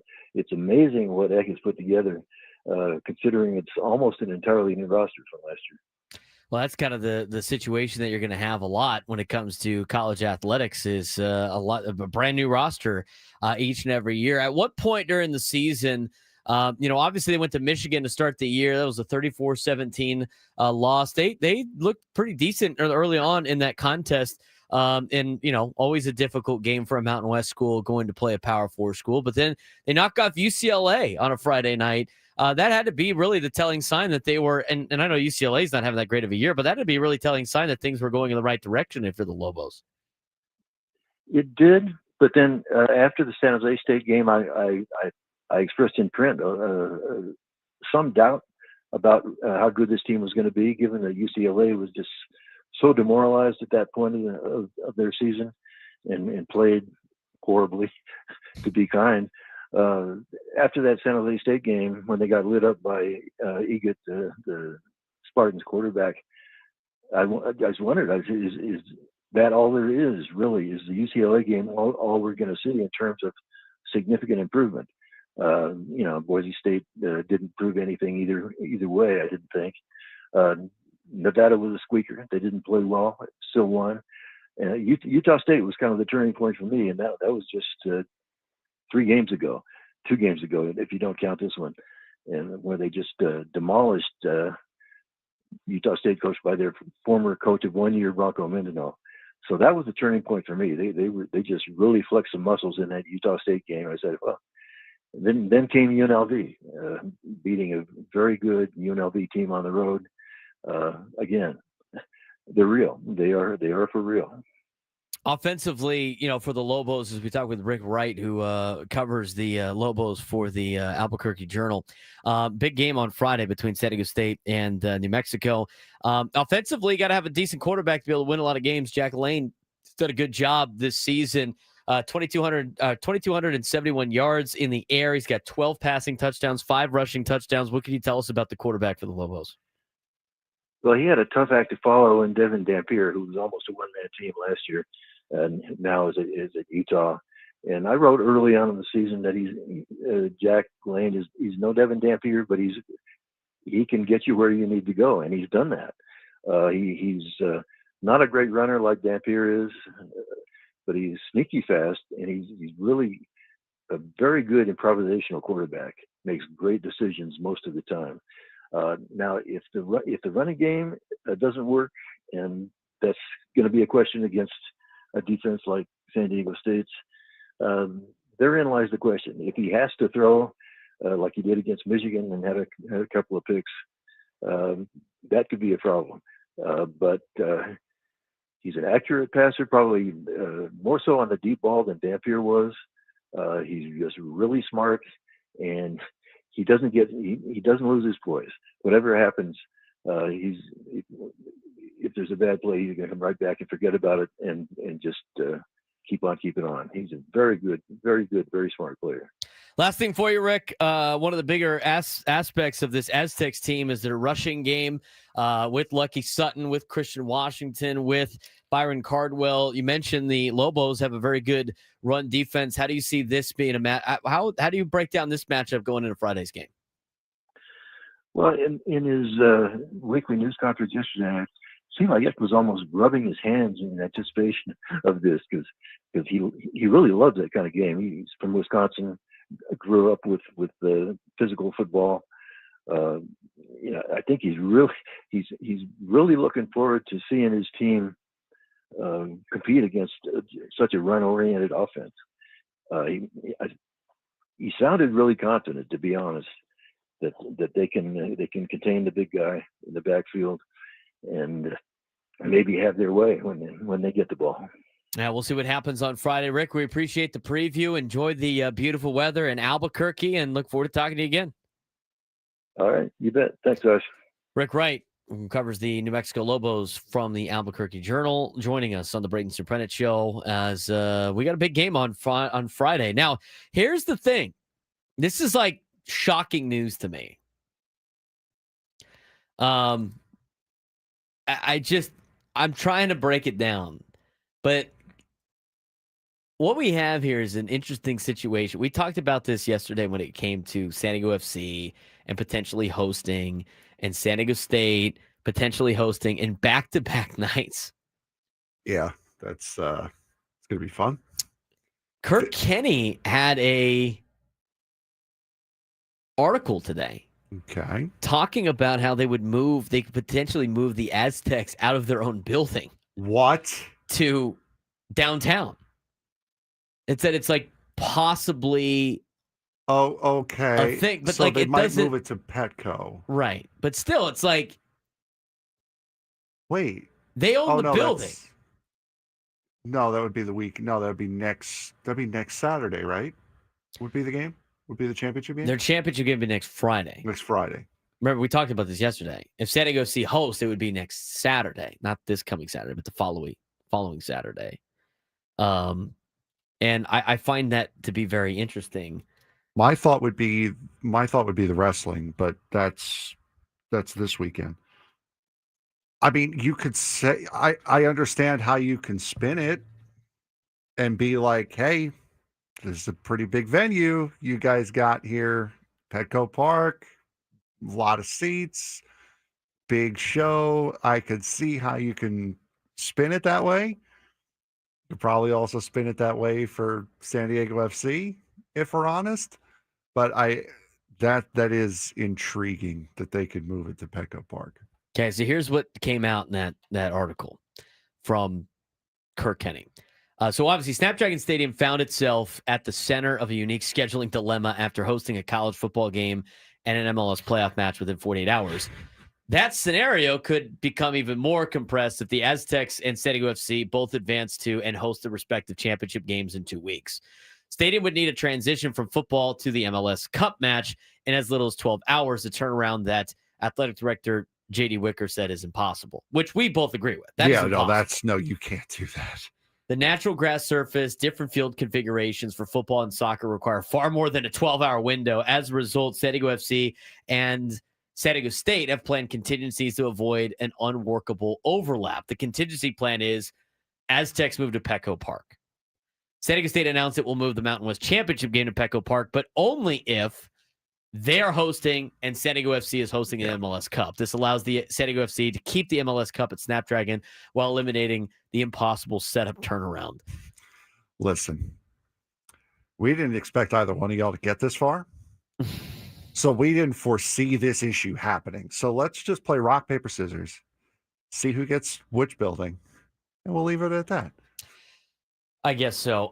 They said this is why Petco Park works. They hosted football before. They hosted the Holiday Bowl for a handful of years. They've hosted soccer before, too. A prior $2 million retrofit made a football capable, including removable seating along the first base line. Padres CEO Eric Rubner said the organization is fully supportive and ready to host San Diego State. Now, Aztec statement, they acknowledge the logistics make dual Snapdragon events impossible. They thank the Padres for offering Petco, describing it as a workable temporary home. Notes that moving the game still gives San Diego State players and fans a strong home field environment. As Eric Rubner mentioned, he says the Padres enthusiastically offered to help, and it confirms that Petco Park is prepared to host the Mountain West title game if necessary. Here's the conditions for hosting. San Diego State hosts if they beat New Mexico on Friday. They could still host with a loss. Computers determine the tiebreakers. There's a lot of different tiebreakers that are involved. In order for San Diego FC to host, they will host the MLS Cup if they beat Vancouver and New York City FC upsets Inter Miami and Lionel Messi. Both teams won a preseason number 8 pick. The other, a first-year MLS expansion club, have unexpectedly played their way into championship contention. Snapdragon Stadium is currently being resodded. New grass will be installed by Wednesday, today, giving it 72 hours to settle before San Diego FC's Saturday match. Saturday's playoff game is already sold out. If San Diego State must move to Petco, WWE Survivor Series will take place the night before, filling most of the field with 2 rings and seating. Offloading WWE equipment must be immediately followed by a football field setup. Mm-hmm. Petco's Holiday Wonderland begins December 5th and will require schedule adjustments. San Diego State expects to know by Sunday morning whether they need to activate the Petco plan. So here's the timeline for the Petco Park field setup. Tuesday and Wednesday of next week, they would lay down new turf. Thursday, they paint football lines. Friday, they kick off. J.D. Wicker notes San Diego State has, quote, proof of concept from past Holiday Bowls and believes this solution allows San Diego to host both championship events within 12 hours, something impossible at Snapdragon alone. Well, San Diego, you thought it was going to be a breeze having good teams. You know, you thought this was going to be cool. We'll just come in, we'll just win a bunch of championships, and we'll be all right. It turns out there's a lot of stuff that happens when it comes to winning teams. Other key details, as laid out by Kirk Kenney. No one wants the MLS Cup moved out of San Diego. The other potential contingency plan was to move it to the Carson. I'd be super sad. Oh God! I'm tired of moving stuff. I'm tired of moving San Diego teams to Carson. That would have been horrific. Awful. You think Awful. San Diego State doesn't travel? You'd think San Diego State doesn't travel to their home stadium? No, they wanted to move San Diego FC. Oh, San Diego FC and the MLS Cup. Oh no! Carson. No! You can't do that. You cannot. They've already moved the Aztecs up there for 2 years. They were up there for 2 years during COVID. Obviously the Chargers playing there. I'm tired of watching San Diego teams go play there. So thank God that they were like, nope, we can't do that. That would be a grave mistake to take the championship game that San Diego would have earned by having a wild, rabid fan base all season long, to uproot that and possibly see San Diego FC win. Not to forget about San Diego FC. San Diego win its first major championship in Los Angeles when it could have been here. That would have been horrific from All sides. You could not do that. Yeah, but that obviously was not. Nobody wanted that. Not even MLS wanted that to happen. Right. I'm just saying the fact that was even an option that was on the table for as brief a time as it was, that would have been horrific. They obviously want like a smaller stadium for the MLS Cup. Yeah. Should have played the game at Southwestern College. Based on the glowing review. Yeah, no thanks. Could you imagine the Mountain West? We got one ticket guy. Boy. Boise State's going like, where are we playing right now? Why is there a Jaguar on the field? Is that the Aztecs' new mascot that they had? Remember they had like the thing? Yeah, it's Jackie the Jaguar. That's the name of the mascot at Southwestern No, College? I have no idea. No, Luis, that's not why they should have built Soccer City. You'd still have the same problem. Yeah, no, that's a dumb comment. Yeah, no, this is not a one building plan over the other. This is that's just being dumb. This is literally what I said at the beginning of this is we didn't expect y'all to be this good. At the same time, we don't know what to do right now.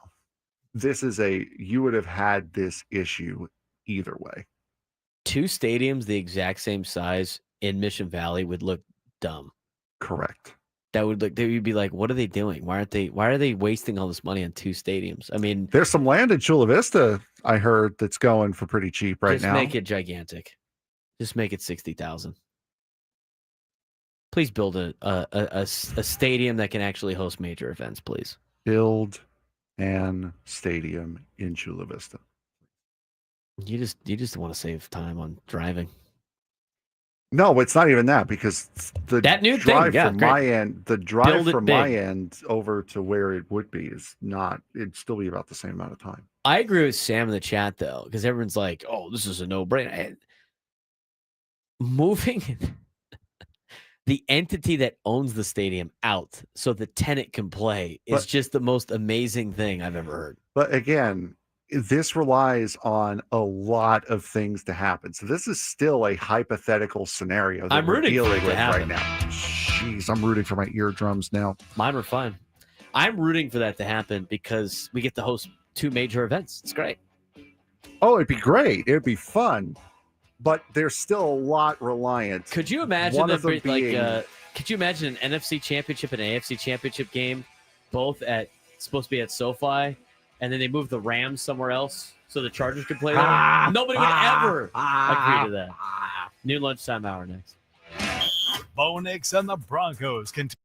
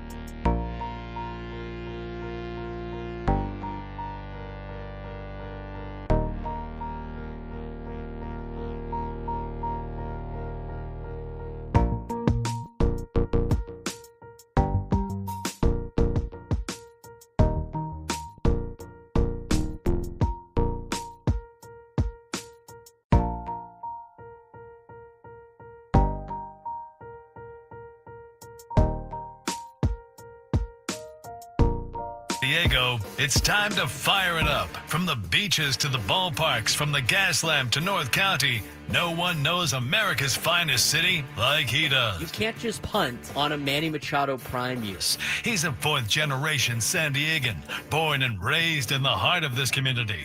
Passionate, opinionated, and always bringing you the real talk on your teams, your city, and everything in between. Braden totally knows his stuff. He's ready for the next step. That guy is good. Live and local, it's the Braden Surprenant Show. But I think Braden's one of the up-and-coming young stars in the media game in San Diego. Now, here's your host, Braden Surprenant.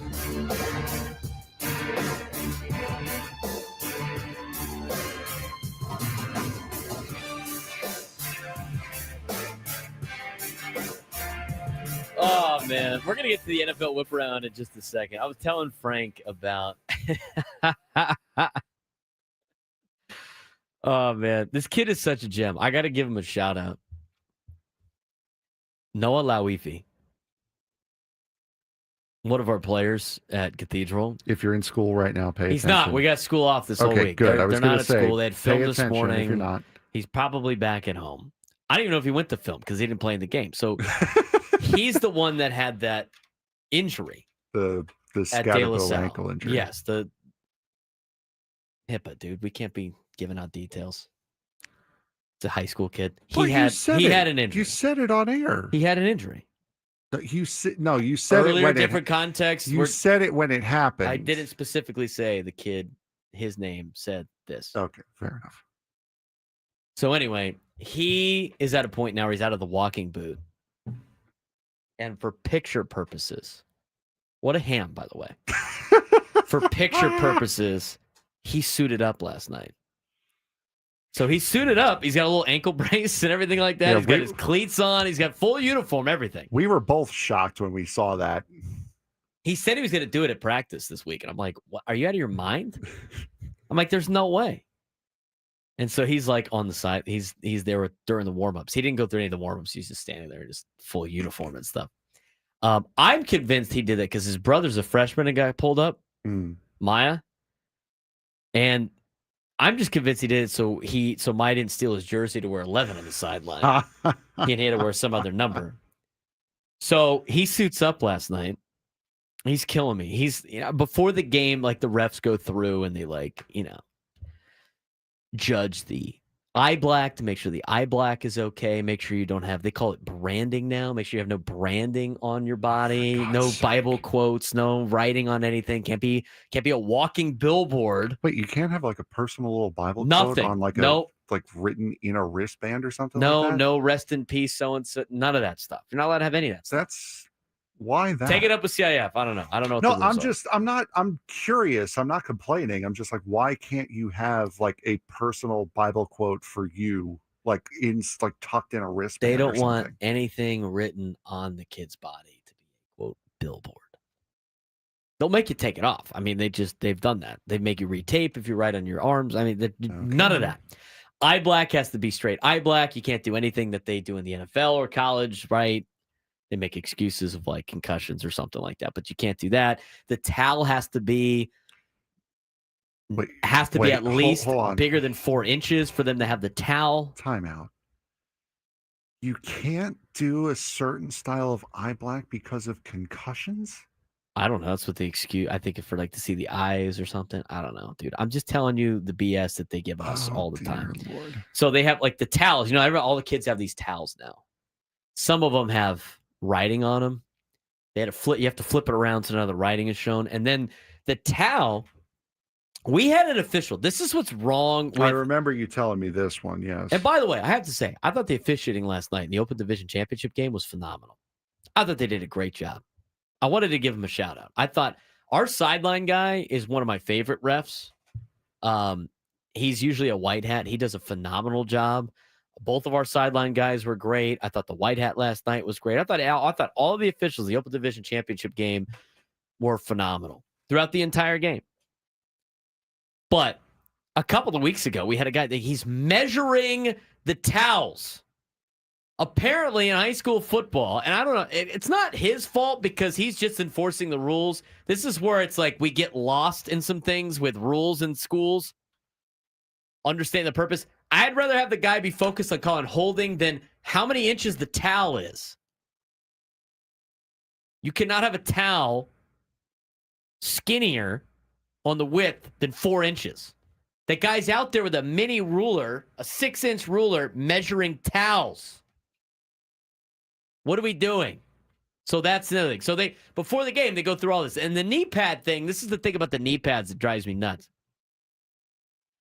So in the NFL, how many guys wear knee pads? Nobody. Yeah, no, not many. Nobody. You know what knee pads are for?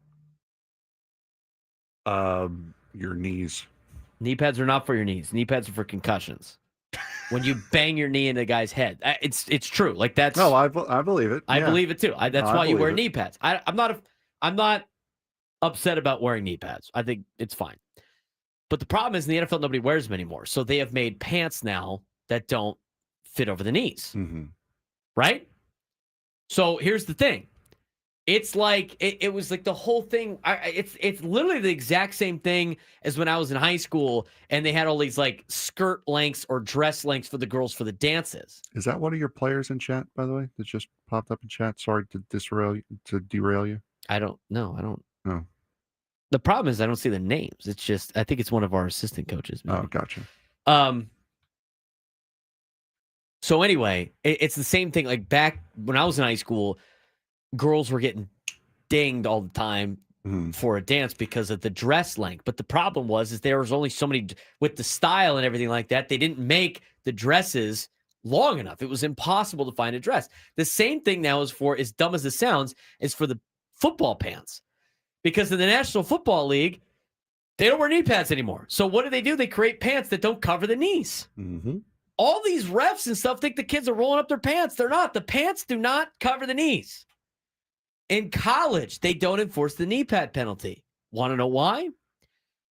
They asked the school presidents and chancellors if they cared about the knee pads and should they enforce it because it's a safety thing. Mm-hmm. And the presidents and chancellors say, we don't care. Do whatever you want. So they don't enforce the knee pad thing anymore. In high school, the principals and the superintendents were like, yes, we care about the knee pads. So that's like the biggest gripe every single Friday night. And again, I sit there and I watch Coach Doyle yell at the kids, right? You got to cover. I told you to cover. They're doing the best they can. But the pants that we get from Nike and Under Armour don't physically cover the knees. They don't cover the knees. So it's before the game. And our boy Noah is not playing in the game. He's suited up. He's not cleared to play any type of activities, but he's suited up for, just in case we win. For the fun of it. He could take a photo. Good for him. Okay? This guy's earned it. He gets scolded by an official 8 times to cover his knees in the warm-up thing. And he's like, Coach, if I hear one more ref tell me I gotta cover my knees, I'm just gonna change because I'm not even playing. I keep trying to tell them I'm not gonna play. It's like, brother, do you not see? You had another player on the sideline with crutches. Like, could you have said, "Hey, dude, can I borrow one of those just so I can show these guys I have no intention on playing?" Here, do you want to see this highlight? Do you want to see this highlight? In a Halloween costume right now. That's basically what he was. Noah was dressed up as a football player for Halloween on the sideline last night. A month after Halloween. Hilarious. He was losing his mind. He's like, after the game, he was like, Coach, if one more ref would have told me, I would have just been like, all right, I'm done with this. I'm changing in my other clothes. Coach, I'm sorry. We're taking a 10 here. My bad. So we going off on a ref. We get back to school last night, and he's got the trophy. And I'm like, how did you get the trophy? And he was like, I broke my leg for this trophy. I don't see anybody else making a sacrifice like me. He gets down. He's the last one into the locker room because he's like, because he can't. He's still walking like a peg, like with a peg leg, because he's still injured. And so he goes down to the weight room where we meet. His last guy in there. One of the kids was like, "You're like the kid in the class project that didn't do anything but got the A." And No, media was like, I went to the hospital for you guys. I deserve this trophy. I was like, you're damn right, Noah. Brother, I didn't see you running 75 yards for a touchdown on 4th and 9. Like, I didn't see you doing that. I didn't see you score 2 touchdowns like honor. I didn't see you make any tackles. I didn't see you cover one of their defensive ends. Like, I didn't. Sorry, Noah bud. You weren't there, dude. It's so funny. He kills me all the time. His comments, he's so funny. Like, if one more ref tells me I got to cover my knees, I'm just going to change it in my normal clothes. With every official comment, this photo is becoming less and less worth it.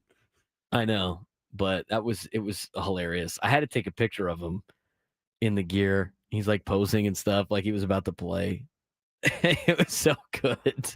I would say email it to me and I'll put it up, but I can't. Like, I'm assuming I can't do that. Probably not. Yeah, I mean, I had to get clearance. Noah's jumped into our chat a couple of times with some fake name, he says. I saw it on YouTube. I thought some chats in there, and I'm like, don't you dare be doing that during class. Anyway, we're a pro education show.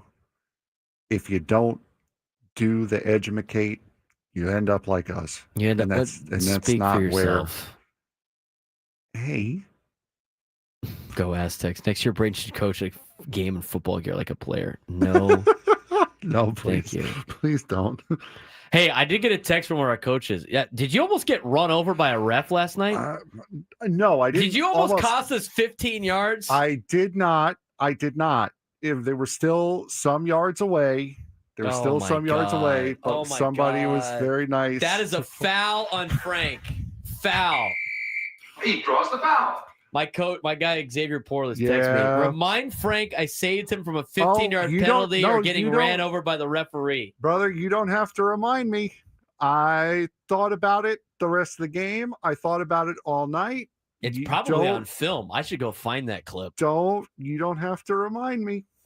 God, you would have got an earful. Actually, it's not a sideline warning because you had the media pass on. Yeah. What are they gonna throw? They're gonna throw. We got sideline warning on the press box. Media pass guy. Yeah, no, trust me, you didn't have to remind me. That was running through my head for a while. Oh man, late in the game too, or yelling. Or I am fit. You watch me physically go up and down the sideline screaming at kids to back up. That was my own guy almost didn't get run over. Oh, we got multiple Antonio Bowman in there. I didn't get almost run over. They were still about 15 yards away. It wasn't like he said I saw Frank almost get run over by the ref. It wasn't like, oh God, it wasn't like Sean McVay having to like quickly juke out of the way of the official. He was still away. They were still a ways away. Antonio caught you on the sideline. The play was coming, though. The play was definitely coming. And I got caught up watching what was happening. That is hilarious. And somebody grabbed me by the arm and pulled me back. That is hilarious. Oh, my God. I got to go find. What part of the game was it? My toe was not on the line. It was. I got to go find that clip so I can see it on tape.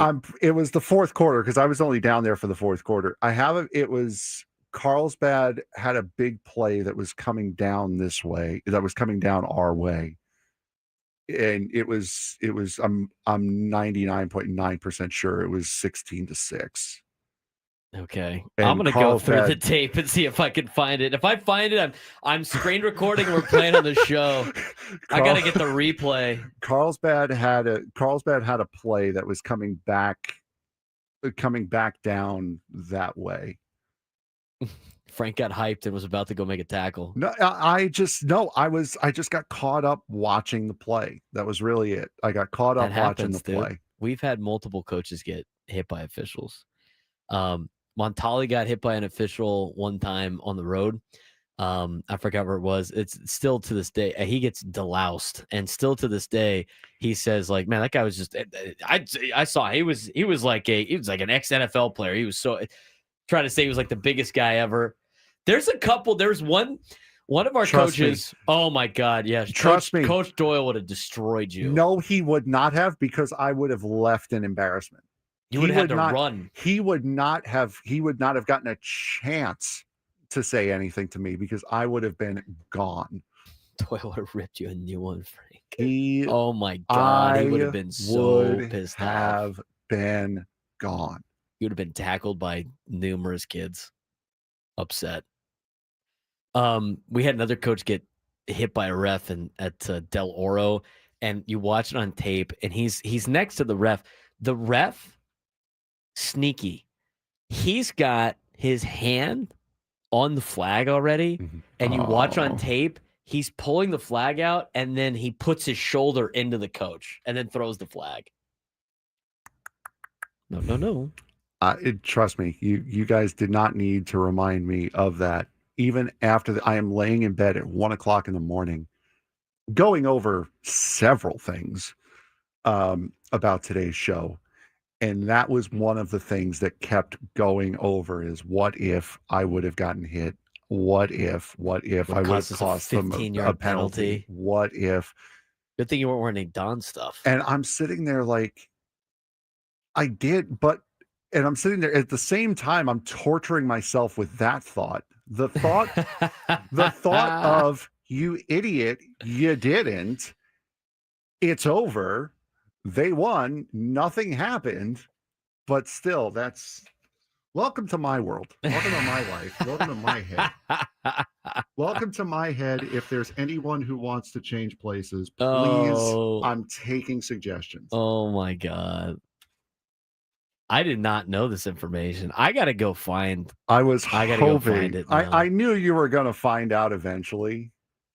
I knew you were going to, you may have seen it. A coach might have said something. I was not anticipating getting called out in the YouTube chat. You got called out in the YouTube chat. I got a text about it.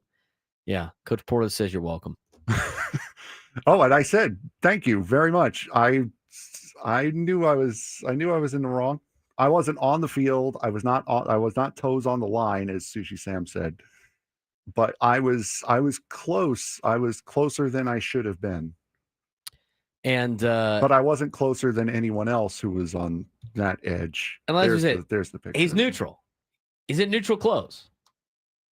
And you know what? You got the blue badge. I'm telling you, I don't think it would have cost you a penalty. I don't think it would have cost us a penalty. It's not our responsibility for the media to be out of the way. Plus, you weren't in the box either. No, I was not. I was just outside the box. Frank was not in the box, which was good. So I know the rules. I know where I can and can't be. I was hanging the advertising signs for the San Diego Seals and would not walk across the center logo because I know that's not a thing you should do. In the Padre clubhouse, I do not step on the Padre logo in the carpet on the clubhouse because I know you shouldn't do that. I'm not going to be somewhere I'm not supposed to be on purpose. When we come back, we're going to get us a little bit of Padres talk. I'm going to go see if I can find the clip of Frank almost getting hit by the ref. We'll talk about it when we come back on the Braden Surprenant Show. Standing on Sports Station 97.3 The Fan.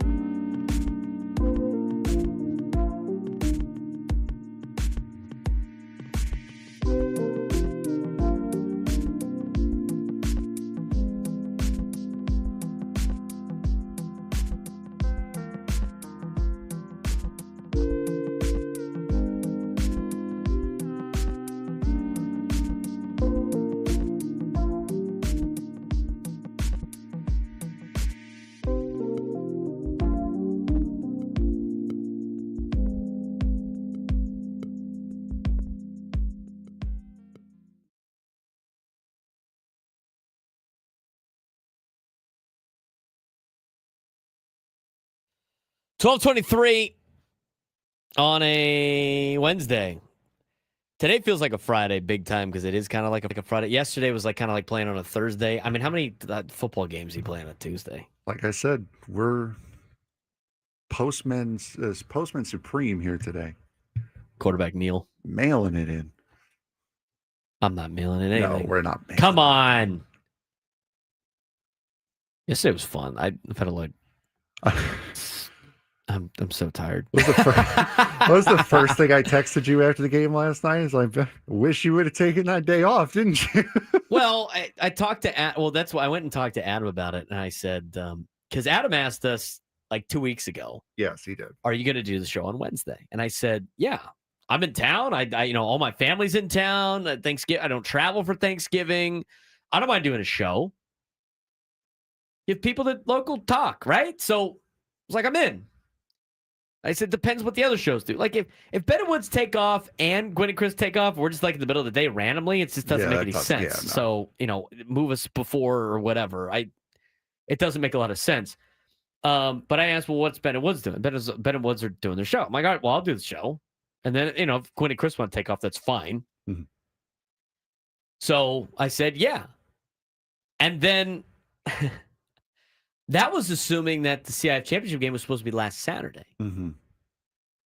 It was supposed to be last Friday, and then it was going to be Saturday, and then they had to move it to Tuesday. And if you want to know why, it was in John Maffei had an article in the San Diego Tribune. I mean, trying to book venues is a pain. I mean, it was supposed to be at Snapdragon, but we've talked about the craziness that is San Diego FC and the Aztecs. With our two teams being better than we anticipated. Right. They can't obviously now have the CIF championship game, so they had to move it to Southwestern. Southwestern was able to host, and then they forgot that they were hosting a bowl game on Saturday for the junior colleges. So for their junior college team, so they had to move it to Tuesday. How do you forget you're hosting a major event? We're talking about the same place that denied people who had bought tickets an entry. And only had one person checking tickets. That's called an airline. Yeah, exactly. Yeah, they overbooked the game, I guess. We're gonna need you to jump on the other flight. Can I interest you in going to the D3 game on Friday? Yeah, can I interest you in going to the Sunday matinee? Yeah, can you? Do you want to go to the D5 game? I know you bought tickets to the Open Division Championship, and you only have connections to this particular school, but we overbooked, so. That should be.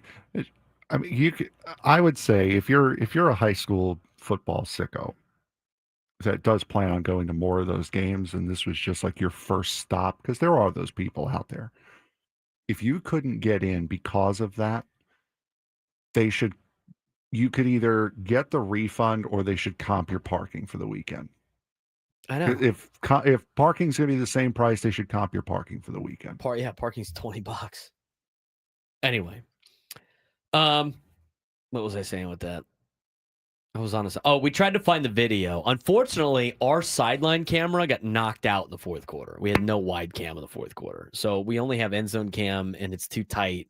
And so we can't see around the part where Frank might have gotten hit. So I'm sure we will trade with Carlsbad potentially, and we'll get the sideline tape there, or I'll just have to go look through highlights. Carlsbad, please don't. Now, if you think about it, like NFHS has some highlights, and NFHS did the broadcast, and they shot their broadcast camera on the other side. They shot it from the Don side. So it's possible.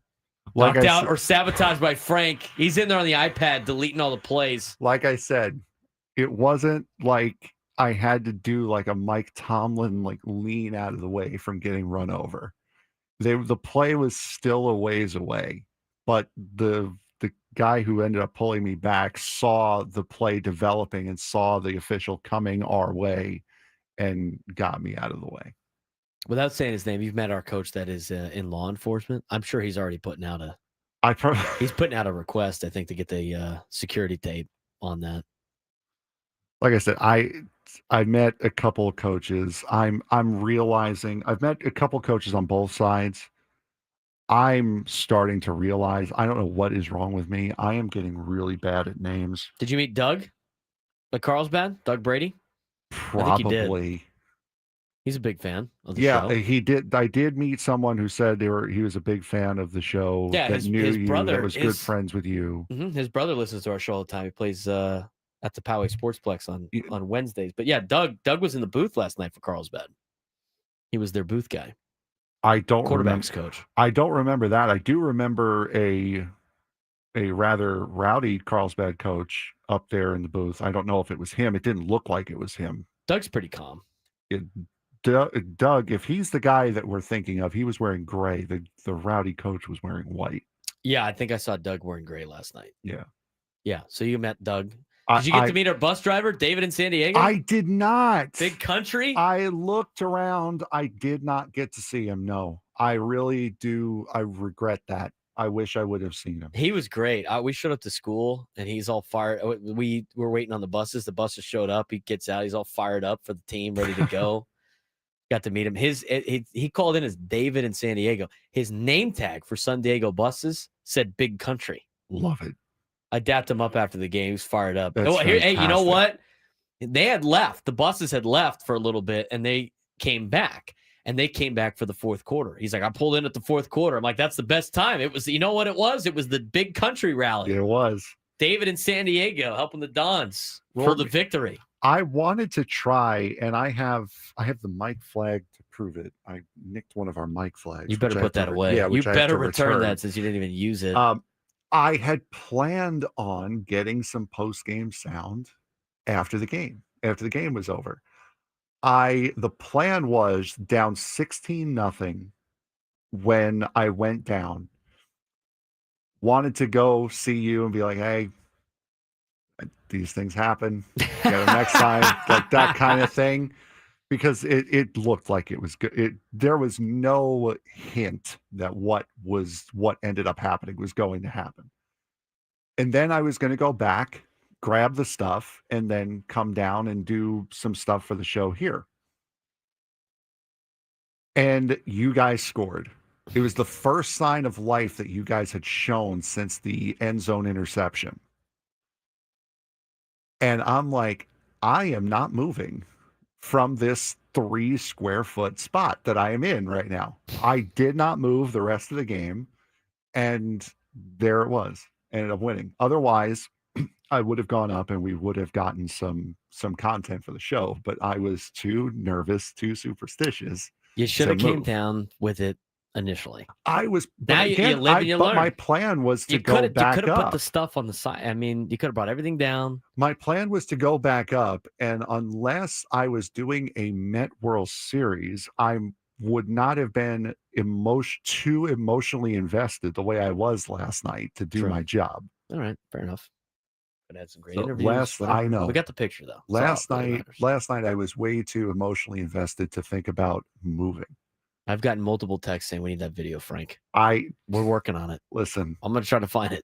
Okay, that's fine. I don't care because I know it wasn't as close as everyone's making it You know seem. what? The eye in the sky don't lie. But it did happen. I'm not denying that it didn't happen. It definitely happened. I definitely got the get back coach grabbing me by the arm, telling me to get back. With a Giants fan, Frank present, a fourth quarter comeback is happening. We're going to talk about that in a second. We also got to get to break. I do want to mention, let's get to this hope for a Padres Black Friday gift, Frank. You saw this in the New York Times I did, on The yes. Athletic. Is an article about Black Friday free agent deals for potential teams. And for the Padres, they have Chris Bassett. It's an interesting pick. Approaching his 37th birthday, Chris Bassett is finishing up a 3-year, $63 million deal that went well for both him and the Toronto Blue Jays. He made at least 31 starts each season. He put up a 3.89 ERA last year. He morphed into an essential reliever for manager John Schneider during the World Series run. His presence could stabilize the San Diego rotation. Yu Darvish missing the season. Joe Musgrove coming back off of Tommy John surgery. Michael King likely to sign elsewhere. Bassett is a veteran that you can trust. Unless it's game 3 of the 2022 Wild Card Series. Then we got some issues. Uh-oh. That sounds like a personal problem. It was a personal problem. It was a very personal problem on that day, yes. Bassett is expected to get 2 years, $36 million. Is he worth $18 million a year for the Padres? I mean, give or take a handful of million. Being 37, I don't know. I'm out. Yeah. It's a bad pick. I'm not interested in that. We'll talk more Padres offseason as the offseason continues. But when we come back, the queen of college football is here on a Wednesday. Everything's all out of whack today. It's a Wednesday, but it feels like a Friday, which means Skylar wouldn't necessarily be here because she's usually on a Thursday. We're doing gimmicks for a Thursday. It's the last show of the week and all that other fun stuff. So the queen of college football is here. She is ready to go, and we are ready to talk some college football with you. Rivalry weekend this weekend. Hopefully Frank picked a lot of rivalry games. If you didn't, we're going to have to redo this. I did not know. Oh, my God. It's rivalry week. And you got to say all the rivalry names. It's fun. Sorry, you do it next time. I don't know. The reason why I started doing it is because you waited until now in order to pick the games. Correct. And when Skylar wasn't here, that was a little bit more of a problem. I still would have gotten it done in time. I got it done every other time. We'll talk college football when we come back. Braden Surprenant, Show, Standing Summer Sports Station 97 to the Fan.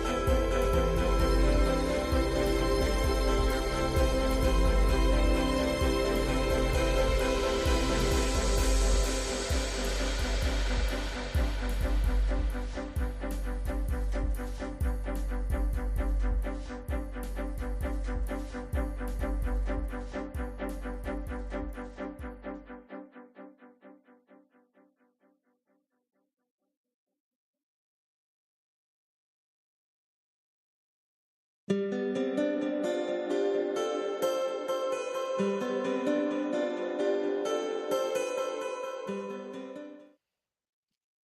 sure to be tuned in the next 20 minutes as we announce today's biggest fan. A chance to qualify for a night in our Odyssey suite at a future Padres game with all the fan staff. Register your name at 97throughthefansd.com/biggest fan in order to potentially have your name called.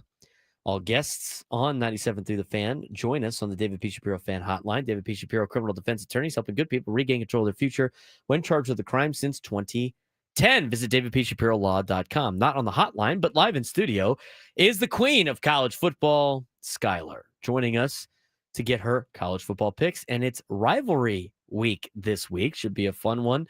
Are we picking the Iron Bowl? No, we're not. What? No Iron rivalry. Bowl's not on there. Give your mic on. That's She's terrible. No picking of the That's Iron gonna Bowl. be a good one too. We've picked your team every single week. I figured I'd give you a But break. It's the gonna Iron that's Bowl. the game. Red card. Yeah, Oh, I might have to penalty, take over foul. making the game No, list. fine. Fired. There's fine. There's an easy game to take out. I'll take that one out. Which game are you taking out? The obvious one, really? Come on.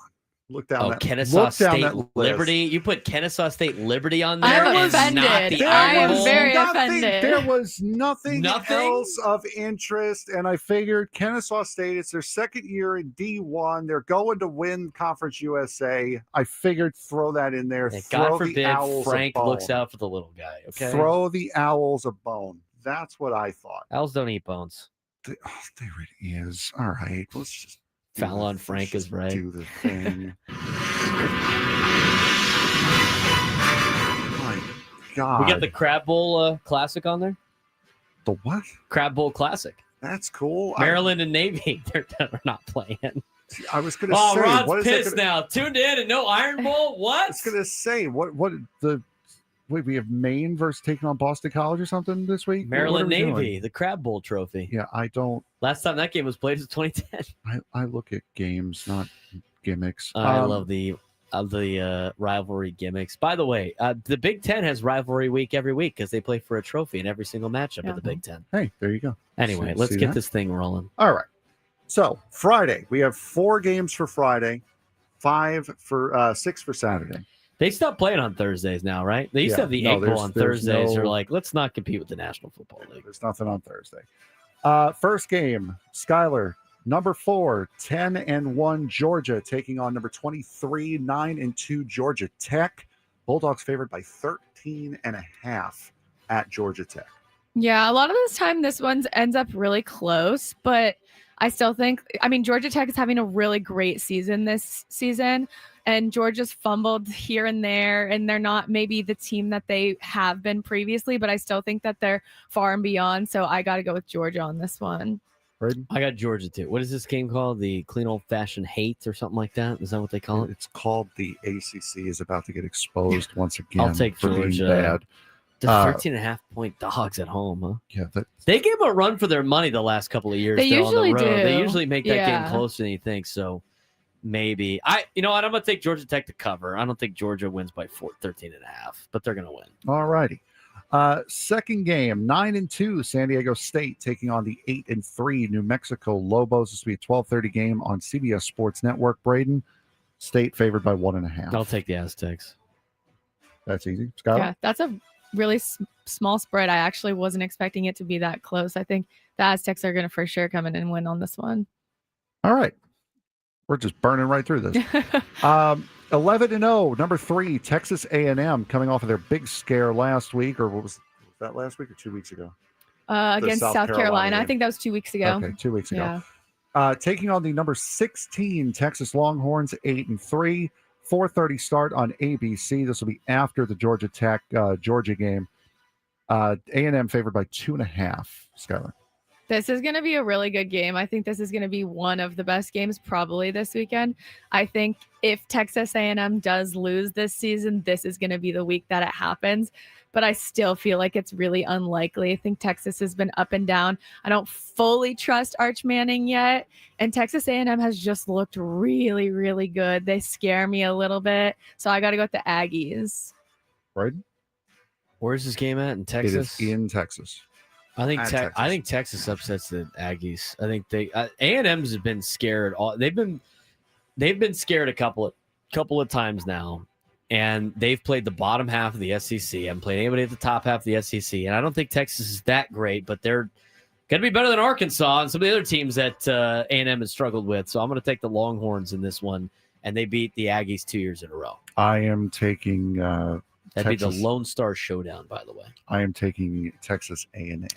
I do want to go back. It was called Clean Old-Fashioned Hate between Georgia and Georgia Tech. They play for the Governor's Cup, which is like 15 other championship trophies that they have. What's the next one here, Braden? That would be the Territorial Cup. So that would be 8-3, number 25 Arizona Wildcats taking on the number 28-3 Arizona State Sun Devils. This will be at 6 p.m. on Fox. Arizona favored by 1.5 on the road, Braden. I'm taking Arizona. I think the Wildcats upset the Sun Devils in this one. This is the Territorial Cup. Fun story about the Territorial Cup. They lost the trophy for like decades. And then they found it in the middle of the Sonoran Desert. And they have it now. It's back. The Territorial Cup is back. That's a lie. That is a lie. That is a cover-up for, hey, we bought a new trophy. They did not buy a new trophy. Ask Wilbur in the chat. Guy knows ball. It's Duel in the Desert, battle for the Territorial Cup. They actually have a points system in place where you can win. Football gets the most points for it, but you can win it with other sports too. So we got the I got the Wildcats. It was in a basement. It's in the desert. Skylar? So Wildcats are on the road. Wildcats are at Arizona They State. make the long drive to Phoenix. The long commute. And Arizona State is favored by 1.5 at home. Yes. No, Arizona's favored by 1.5. Arizona's favored by 1.5 on the road for the long commute. Let's see. I think I might have to go Arizona on this one also. Nice. Wilbur's fired up. Wilbur, I'm sorry. I'm going Arizona State. Frank's gonna ruin it now. Yeah, that's the dyslexia in me going with Arizona State. All right, Saturday, 11-0, number 1 Ohio State Buckeyes taking on the number 15 Michigan Wolverines at 9-2. 9.5 point favorite are the Buckeyes. 9 a.m. on Fox. Skylar. Yeah, so Ohio State, I don't think has had many true tests this season. So I'm excited to see this one because I think this might be one of the tests that they have to face. I got to go with Michigan. I think Ohio State's going to win, but I'm going to take Michigan for the points. I'm taking Michigan too. I think Michigan could beat Ohio State, to be honest with you. Ohio State has played lackluster competition the entire season. Right. They haven't really been tested. Michigan has been able to get them. Plus, Michigan, the bit of Ryan Day not being able to beat Michigan is the funniest thing ever. It's just the funniest bit. I love it. Michigan. I'm going Jake Waters and the Michigan Wolverines in the game. I'm with both of you, but I'm with Skylar. I believe Michigan's going to cover. I think Ohio State's going to win. I do agree with that as well, but I think they have a chance. Well, there you go. 9-2 Miami taking on number 22, 8-3 Pitt. This will be a 9 a.m. game on ABC. Miami favored by 6.5 on the road. Braden. I'll take the Hurricanes. Yeah, I agree. Not a rivalry game. Thumbs down. Not a rivalry game. Probably one of the better games of the weekend, but not a rivalry game. Thumbs down. Yeah. I think it's going to be a good one. I think Carson Beck's going to be able to go and handle business. So you're a big Carson Beck fan. I'm actually not. I feel like about him a the lot, fact that he's still playing in college football is just beyond shocking. Like, I'm pretty sure he was at Georgia, like when I was at Alabama, like 6 years ago, or I don't even know how long ago at this point. But the fact that he's been in college football for so long, I think that's why he's able to dominate. So we got to go Miami, right? Mm-hmm. Experience means a lot here. He's been around since the Ice Age. Exactly. He's 40 years old playing college football. The Ice Age, all the memes that say he looks like Sid the Sloth from Ice Age. Yeah. Speaking of that, we'll get to the Vanderbilt Tennessee game shortly. 7-4 LSU Tigers taking on the number 8 Oklahoma Sooners are 9-2. 12:30 start on ABC, so this will be right after Miami versus Pitt.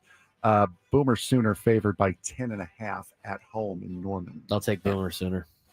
Yeah. I think LSU's season has just like slowly fallen apart in front of everybody. I mean, they should have lost to West Kentucky last week. Yeah, it's just been terrible. I mean, they started off everyone thinking that they were going to be like a top 4 team, right? And then they've just slowly fallen apart all season long. And Oklahoma's done the exact opposite. They've just kept gaining momentum. And I don't see that changing at all, especially going into this game at home. So I think you got to go Oklahoma. Also not a rivalry game. We have picked the last 3 games all together. Next up. That means they're all no-brainers and therefore not good picks for the picks. Ayo. Would you rather pick Kennesaw State versus Liberty? No. Why can't we I would not. the battle for the Schellenberger Trophy? They're also not playing this week. Louisville and Miami. God for the bless you. Schellenberger Trophy. Bless you. Like, what do you want from me here? LSU Tulane plays for the Tiger Rag. That's cool, but Tulane has a 30.5 point spread over Charlotte. Would you have rather picked that game? Is Louisiana playing Louisiana Monroe? Because they're playing for the Battle in the Bayou, for the wooden boot. I'm about to give you a wooden boot here in a second. Foul on Frank. Fine. I have been peer pressured and bullied into this. Coming up after LSU versus Oklahoma, Iron number Bowl. 10 Alabama at 9-2, taking on 5-6 Auburn. Alabama favored by 6.5. Skylar, will skip you because we know what you're doing. Braden, Could you imagine if Skylar ever picked Auburn in this game? No. But also, how can we not have this one on the list to begin with? A 4.5 point spread at Auburn. If Alabama does, I thought it was 4.5. No, it's 6.5, and Auburn is 1-6 in the SEC. But Alabama historically goes to Auburn and struggles. And this is like a make or break season game here. If they lose this game. And despite that, Skylar has picked Alabama. The Crimson Tide. Go ahead. I agree with Go Aztecs. Say it, Skylar. Call out Frank. We have to. You have to pick this. I mean, think about all the memorable games for Auburn for this. I mean, you got the kick 6. I still am getting those videos on my social media. The kick 6, like 10 years later? Yes. Even more. That guy played for the Chargers after that. Anyway, I'm going to take the Alabama Crimson Tide. Yeah, Auburn's the not last very good. 4 games now all together. Well, you put the list together. So anyway, talk about old quarterbacks What that would you never have graduate. done? We're running out of time. We got to get to the Tennessee game here. 9-2, number 14 Vanderbilt taking on number 19 Tennessee at 8-3. Vols favored by 3.5. 2:30 on Espen. I will take the other old quarterback, the Tennessee Volunteers old quarterback. I was going to say which one because they've both got old quarterbacks. Yeah, well, Tennessee's guys trying to get more eligibility, like Diego Pavia. No and Sam way. Wilkins. Yeah, he he played at is. junior college too, and so Holy everybody's moly. jumping on the. I played in junior college bandwagon. Yeah. So yep, Vols. Wow. It's Skylar? in Knoxville too.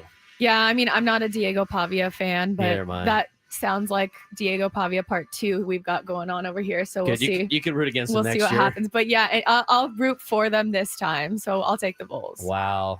Win, Bama rooting for a Volunteer. win it for Smokey 11, boys. Final game. 5-6 Florida State taking on 3-8 Florida. Gators You put favored that by game on there instead of the Iron Bowl.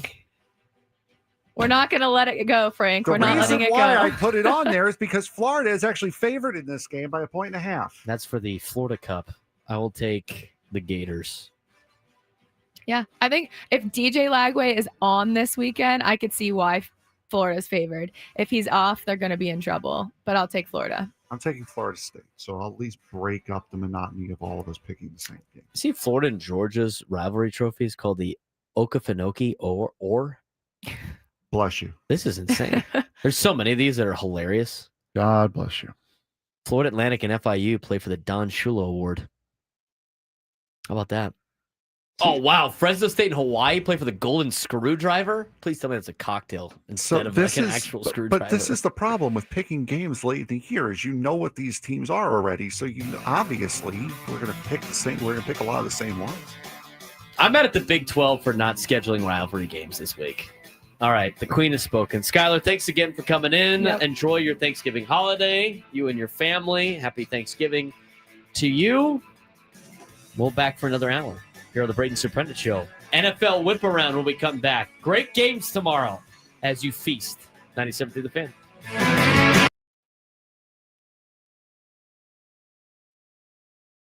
Someone said said no Washington.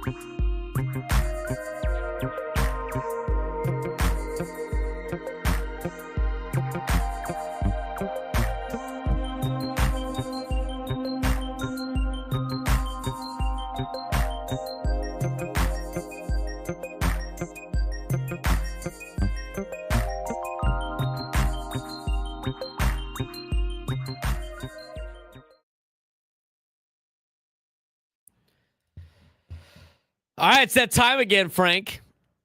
It's 1 o'clock. You know what that means. Yeah, that means wait.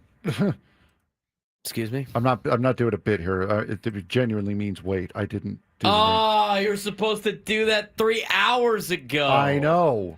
You reminded yourself 3 hours ago. I did remind myself and still failed. Oh my God. I'll say the winner's name today. Oh my I'll say the contestant's name today. I have it up. Oh my God. Can you do the read, please? You ready now? Yes, I am ready now. All right. It's time for today's biggest fan. Congratulations to today's biggest fan, Matthew Johnson in Fallbrook.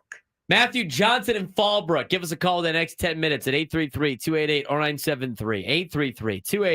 833-288-0973. And you'll qualify for our grand prize. 20 tickets for you and your friends for a night in our Odyssey suite at a Padres game with all of the fan staff later this season.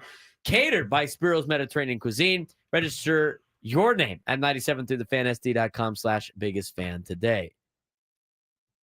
Matthew what?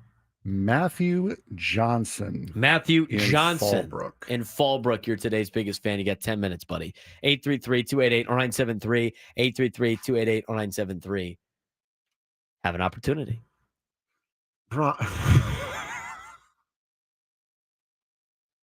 The insults that Rod gives on every player, on every fan that's not named him or Nate or whoever else is in the chat that hasn't been called yet. Yeah, we can't read that one on air. It's hilarious, though. I'd love it for it to say Wilbur T. Wildcat in Tucson. You are today's biggest fan.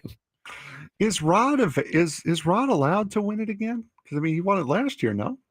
I don't know if you could have multi. He's trying to defend his title back to back. He's trying to defend his title. That's amazing. All right. Anyway, now we're talking. Wilbur T. Wildcat. You're today's biggest fan. Sorry, bud. You need to have a residence in San Diego. Dang it. Sorry, bud. We got a lot of great NFL games tomorrow. Let's get to today's NFL whip around. Did I say Wilbur T. Wildcat? I meant Wilbur T. Fryer. My bad. All right. Let's get to it. What do we got? Tomorrow we got some good games. All right. So Thanksgiving, we have the 7-3-1 Green Bay Packers taking on the Detroit Lions, who are 7-4. Lions are favored by 2.5 in, as you would call, Detroit. I like the Lions in this game. I like them at home. Battling on Thanksgiving. They've been good on Thanksgiving the last couple of years, it seems like. Packers are underdogs for the first time this season. They're the only team in the National Football League that has been favored in each of their games heading into Week 13. The Packers have already won more division games than they did all of last season when they were swept by the Lions and the Vikings and split with the Bears. Oh, my. But I like the Lions in this game. Detroit will be looking to get payback after the season opening loss to Green Bay. Coach Dan Campbell and his team are looking forward to another shot at facing their NFC North division rivals on Turkey Day, where the Lions lead the all-time series versus Green Bay 12-9-1 on Turkey Day. Quote, we took a loss in Week 1, so it's a divisional game. Edge rusher Aiden Hutchinson said, this is as big as any game we'll play in the regular season. I like the Lions. Bold prediction, Hutchinson, the aforementioned Hutchinson, will be held to 2 or fewer pass rush wins.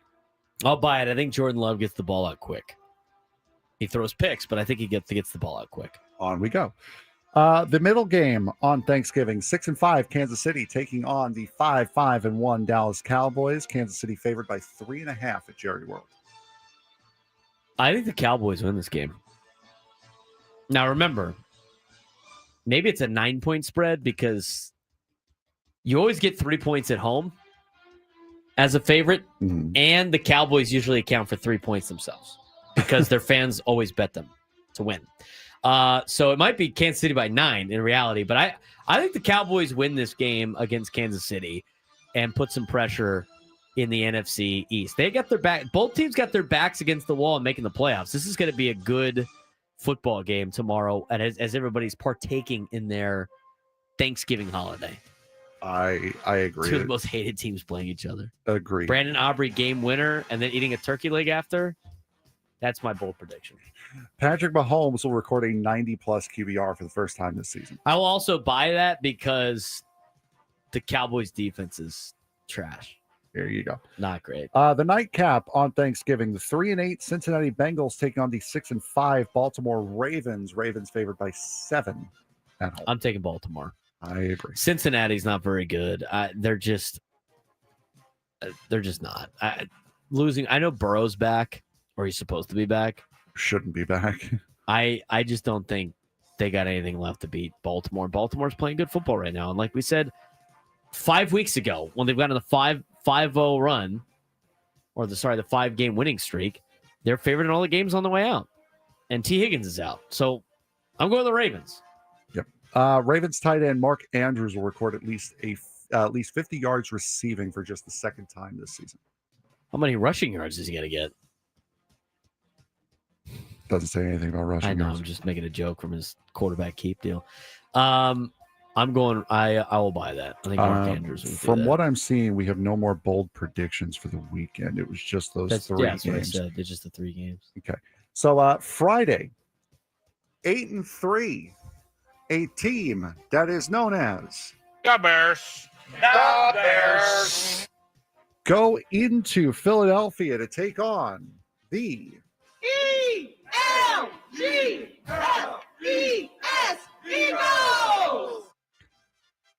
ELG.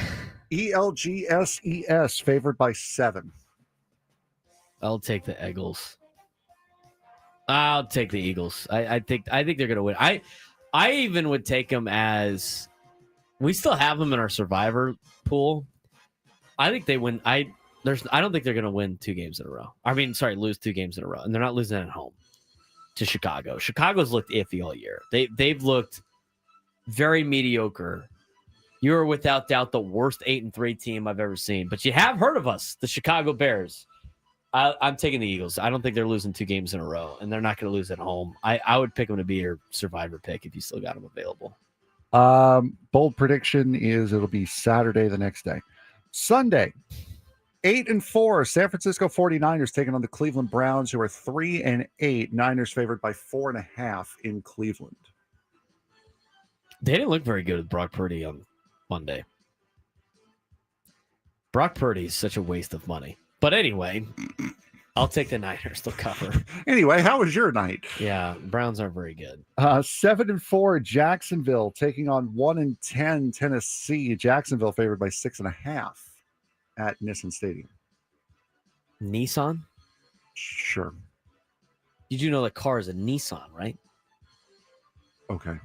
Nissan Stadium? Same thing. What do you think of some rich, Tennessee plantation owner or something like name? Like Sure. back in the day? You never know. Nissan. Could have been. Stadium. This could be a game that I can't pick the Titans every week to think they're going to get that gotcha game, but the Jags are bad enough to lose that game. Jags should have lost last week to Arizona. I'm taking the Titans plus 6.5. Give me Cam Ward. It's getting better. 6-5, Houston Texans taking on the 8-3 Indianapolis Colts. Colts favored by 4.5 at home. These are our Colts. Stop it. Stop. You will never, ever get me. If you want that as a drop, You got to get it as a drop. If you want We're that going to as a suffer drop, through it together. you are going to have to put that in, and you are going to have to come over here and press the button because I am not doing it. I think Nate should call into the show and sing it for us. No. And then play it. These are our Colts. Texans are actually playing pretty good football right now, but I'm gonna take Indianapolis. They bounced back after they lost to Kansas City last week. 2-9 New Orleans Saints versus the 4-7 Miami Dolphins. Fins favored by 6, not 6.5, 6. Is every other game a half spread? Yes, there were except for Denver. Denver's got a 6-point spread too. Oh, Philly and Baltimore and stuff. It's Chris Ella's week to watch the Dolphins. It is. He can have fun watching that game. I'm taking Miami. Saints are so bad. They are one of the worst teams I've ever seen. Hey, How did they beat the Giants? You never know. How did they beat the Giants? Everyone's beating the Giants.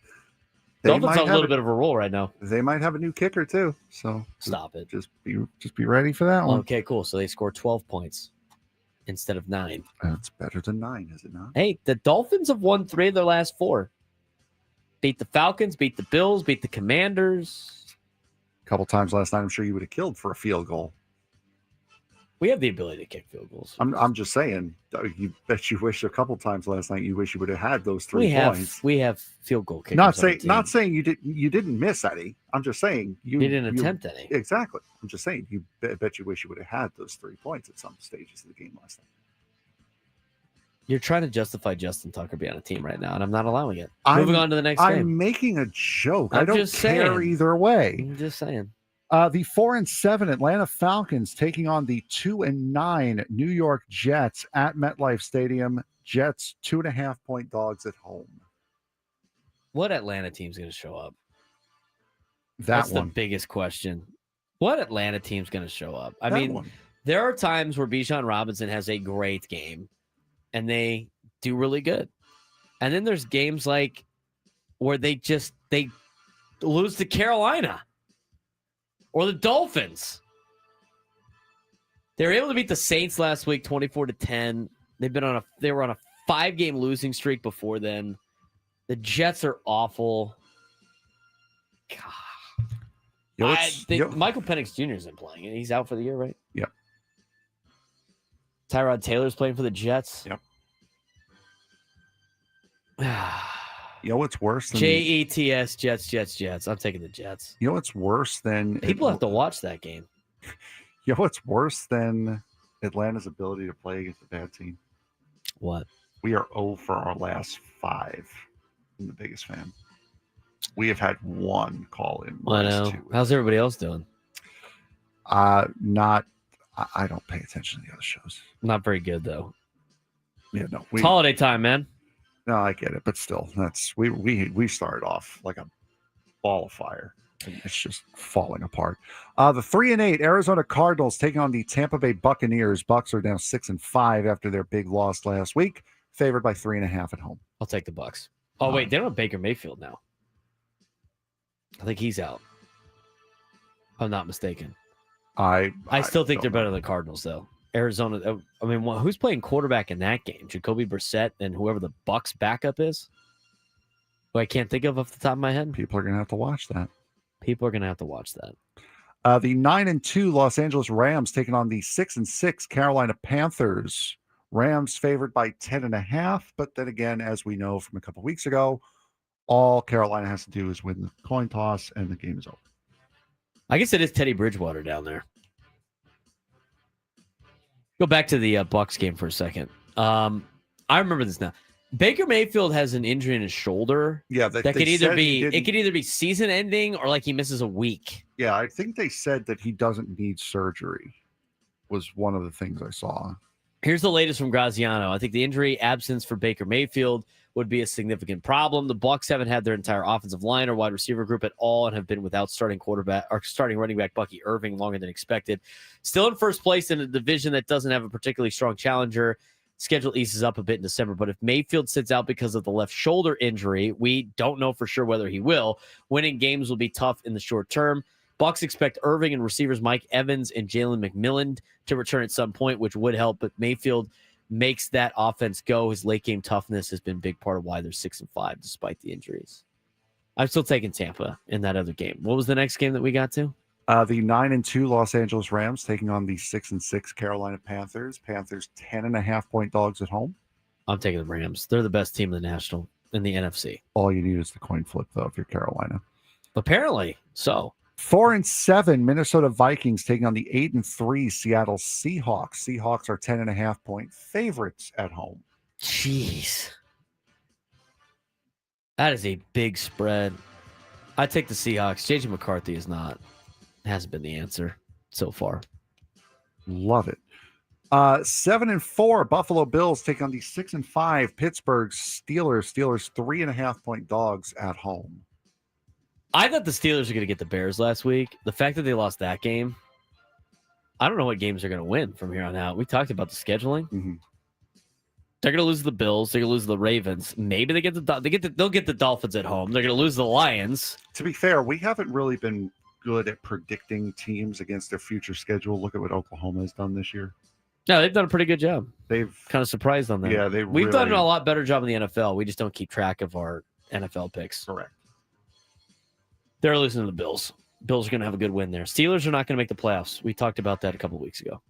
The 2-9 Vegas Raiders take on the 7-4 Los Angeles Chargers. Chargers favored by 9.5 against the Raiders. Home game for the Raiders in Inglewood. Yes. I'm taking the Raiders. There you go. Raiders are awful. I'm taking the Raiders. That is a game. We still have the Chargers available for the Survivor pick. There's no way on God's green earth am I picking the Chargers at home against a 2-9 Raider team. No way. That has disaster written all over it. That has our disaster. What a bad idea. That has that game written all over. That game has that saying written all over it. The Raiders. Yes. Raiders, baby. Final game of the AFC West. The Washington Commanders are going to be at home. They are 8-3. They're going to be 6-point dogs to this 9-2 team. Oh, the Denver Broncos. I'm taking the Broncos. I agree. They've proven that they're deserving of their 9-2 record, obviously. And Washington's not good without Jaden Daniels. They are dog bleep. They are so bad. We are not going to have time to discuss this coming up. So, up next on Monday Night Football, the 2-10 New York Giants taking on the 10-2 New England Patriots. Pats favored by 7.5. What's Nate think about this game? Does this game scare Patriots fans? It Seeing should. the NY on the side of the helmet? It honestly should. The Giants, if you're within 50 points of the Giants in the fourth quarter, you have a chance to win. Number one. Number two, this matchup for years, even before the Super Bowls, this match has brought out the best in both teams. I'm expecting this to be a really good game. Patriots win, but it's close. Patriots O-line is dismantled right now. Drake May is going to have a great day against the Giants. The Giants have played everybody tough.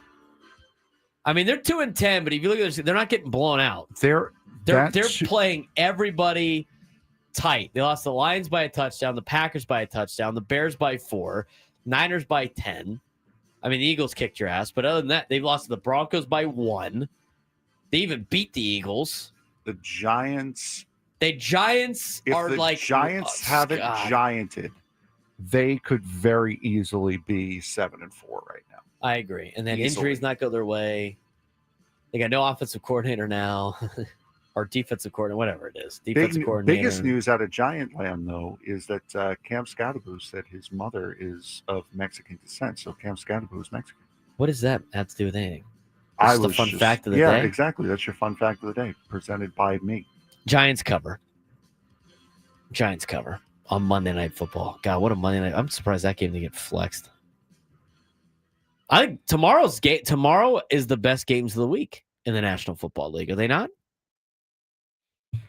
I mean, from top to bottom. Chiefs, Cowboys, Packers. I mean, even Bengals and Ravens could be interesting. It's a divisional game.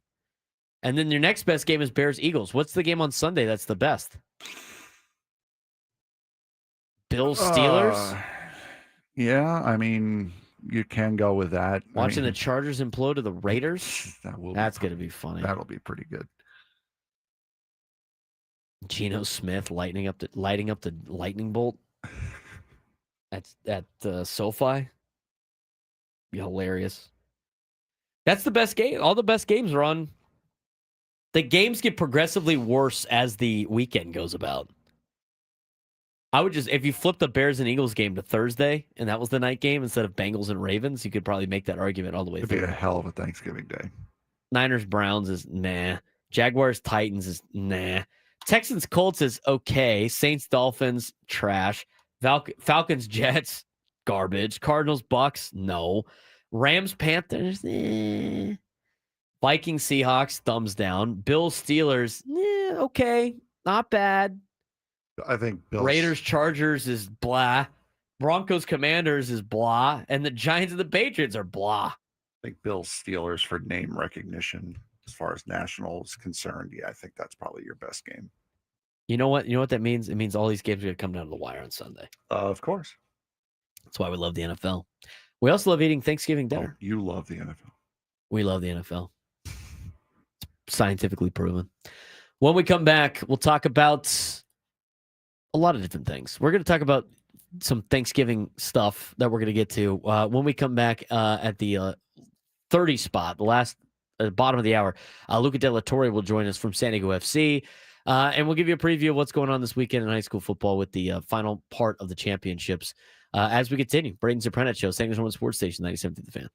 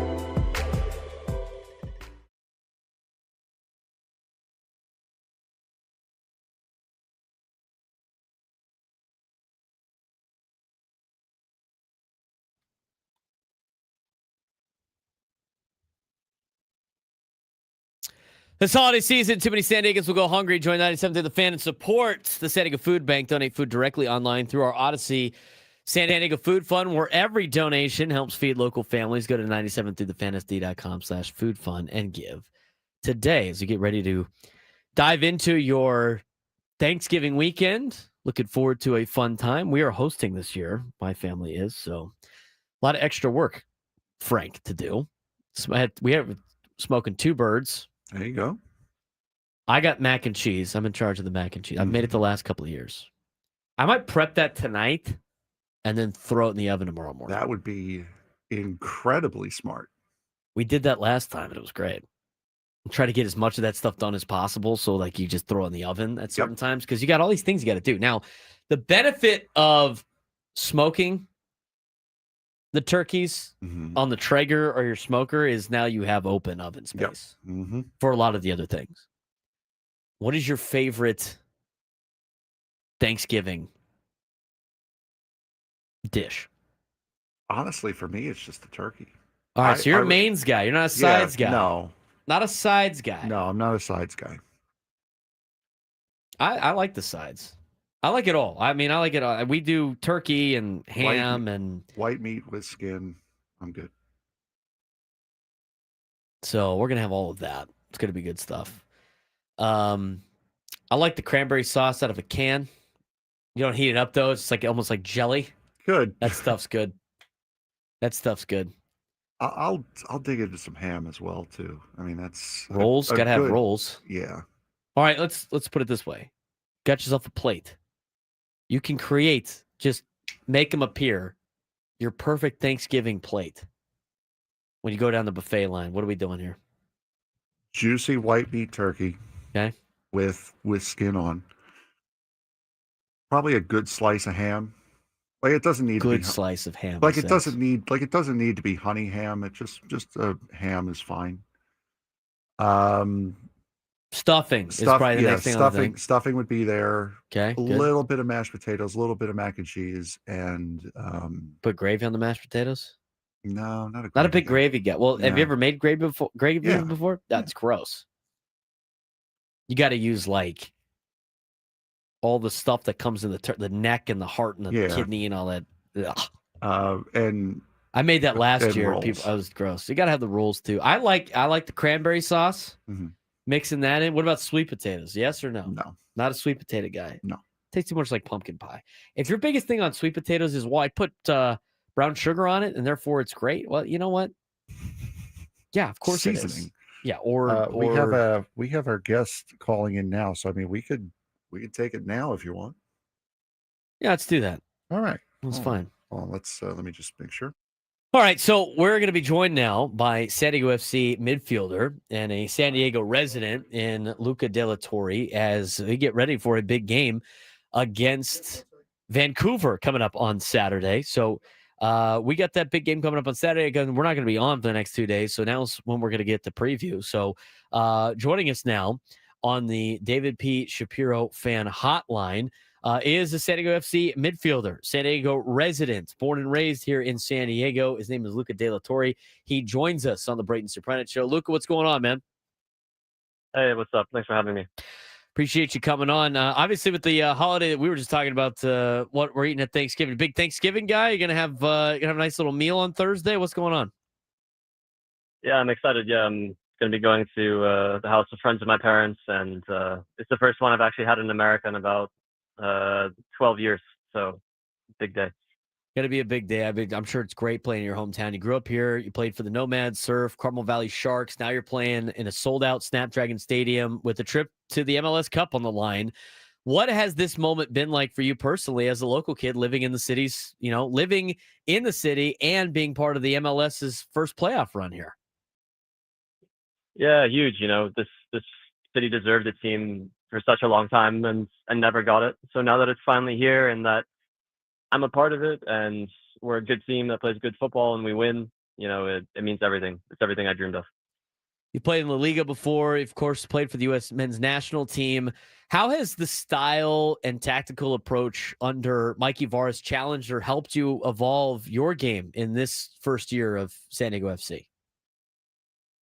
Yeah, I've definitely learned a lot. The coaching staff here is excellent. They have a really clear idea about what they want the team to do, and they're always looking for new ways to teach players, to show things. I have nothing but good things to say about the way the club has been run and set up, and the coaching staff here. Let's talk about the last game you guys played in, obviously against Minnesota. They sat deep all night, made it tough to create chances. When you came on, what were the instructions, and how did you see your role in helping this team break down those compact defensive setups like we might see again against Vancouver? Yeah, when I came on, we were 1-0 up, so it was more about managing the game. They were just launching the ball long, so in my position, it was all about fighting for second balls. Vancouver would be probably a little bit of a different game. I imagine they have a different style of play. But yeah, for us, it's about being ready for that, and more importantly, like putting the game into the territory that we want to play it in. Played in a lot of World Cup qualifiers, Copa America prep, and earned caps with the national team. How does that experience in high pressure environments translate to moments like the conference final that you're about to play in front of 32,000 San Diegans? Yeah, really good. It's interesting, because those World Cup qualifying games are super intense. Or like if you're playing in Europe and your team's in danger of getting relegated, it's a totally different feeling now. Like playing for a trophy, it's a lot more kind of positive pressure, and games that I'm really looking forward to. So if anything, it's a bit easier. We're talking with Luca De La Torre, who is a midfielder for San Diego FC, joining us on the Braden Surprenant Show, getting ready for the big game coming up on Saturday against Vancouver for a trip to the MLS Cup final. A lot of players after Monday night said it was one of the loudest matches in the stadium's history. From your perspective, how much impact does that energy have on the pitch for you guys, especially in a tight match like a 1-0 win over Minnesota? Yeah, it's incredible, especially in these one-off games. To have 35,000 people in there and screaming and being so loud gives us like energy in those moments that we need it. And it just, it helps so much. It's so much easier to win games of football at home with a crowd like that than it is to win them away. Game against Vancouver on Saturday, as mentioned before. San Diego FC, obviously, it's only the second expansion team to ever reach the conference final its first year. How are you and the team balancing that excitement of this run with also the focus needed for Saturday's matchup against Vancouver? And what are some of the challenges that Vancouver brings as an opponent? I think for us, it's really simple. We're just focusing on the things that we can control. We all, at this point in the season, we've been training together for 11 months. We all know the way we want to play. We understand each other and the things we want to do on the field. And it's about maybe having just a few details to focus on to adjust to the way that Vancouver is going to set up, and then just going for the game and trying to win the game the way that we know how. We've asked this to a lot of San Diegans that we have had on the show that have, Major League Baseball players, other soccer players, other, professional athletes, coaches that have grown up in San Diego. Their favorite thing to eat when they come back home, when they've been away from home for a long time. It's kind of been a torn between two certain spots. But let me ask you, Luca, when you came back to San Diego, anytime you came back to visit or you come back home after a long trip on the road with San Diego FC, what's the first thing food-wise that you have to get that you can't get anywhere else? California burrito, 100%. California burrito is the answer for most of the the athletes all the time. It's either that or In-N-Out, Luca. So I feel like you could get In-N-Out a lot more places, but you can't get that California burrito out here. Nah, I would recommend a place called Porky Lands in Carmel Valley, or I like Taco Stand also in La Jolla a lot. That's great. That's a good two solid places that I've been to. Luca, we appreciate the time. Enjoy the time with the family the next couple of days, and look forward to watching you play on Saturday here at Snapdragon Stadium. Okay, thanks so much. Luca De La Torre joining us on the Braden Surprenant Show as we continue here. Getting ready for the Thanksgiving holiday. San Diego FC will be in action against Vancouver on Saturday night at Snapdragon Stadium. A win, and they advance to the MLS Cup final. When we come back, we'll talk about what's going on in the rest of the weekend for high school football as well as college football, the NFL. We got a lot more to get to, and a little bit of a preview between the Aztecs and Baylor tonight in college basketball to finish up the show.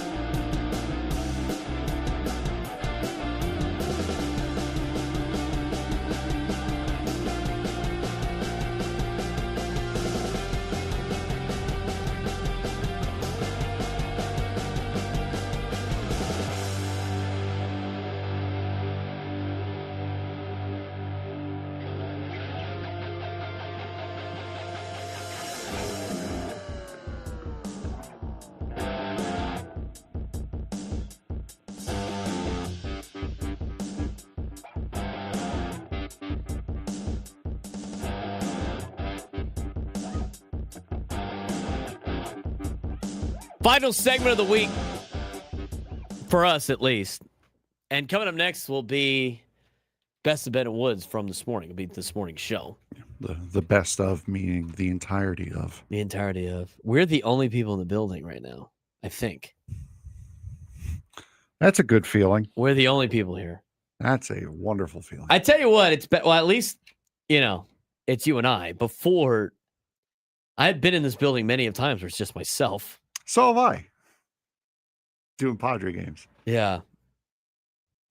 I mean, during COVID, it was every day. It would be like me, and then it was like, oh, look, Scrappy showed up. Wow, Thanksgiving pack? What is this? The overlays? They have Thanksgiving overlays from generic from StreamYard? Cool. So this is what we're going to do for the last. Oh, yeah. We're just messing with. Turkey wagon. Look at that. A turkey badge. Autumn corner. Why didn't you add these before? This is fantastic. Because I didn't know they were on here before. Come on, man. Look around a little bit. Look around a little bit. No. Now you want it, so now we're keeping it for the last two. Let's keep it for the last 15 minutes. You wanted it, you got it. It's Hour 97 of the Fans, brought to you by Toyota of Poway, but it's San Diego's number one Toyota dealer by USA Today. It's the season to save at Toyota of Poway. The Black Friday sales event is on with brand new Toyotas in stock and ready to roll. Heard at Toyota of Poway or ToyotaPoway.com and drive home happy this holiday. We got some high school football games this weekend. Hoover and Morse will start up on Friday at 3 o'clock. 7-6 Hoover Cardinals taking on 8-4 Morse Tigers. Should be a fun game again. And I think it was at Division 4. It's either Division 4 or Division 5, if I remember correctly. It is the Division 5 game. So it's Division 5, Hoover and Morse battling it out at Southwestern College. That'll be the first game of this weekend. Santa Fe Christian Steel Canyon will be a good one. They are the night game on Friday at 7 o'clock. And then on Saturday, Valley Center will take on Eastlake. At noon, Central will take on Christian at 3:30, and Granite Hills will play Lincoln at 7:30, and that's a look at this weekend's games in high school football. Party at the Odyssey Studio.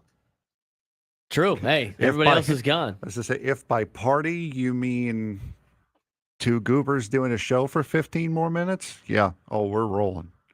Couple of goobers. I did not tell.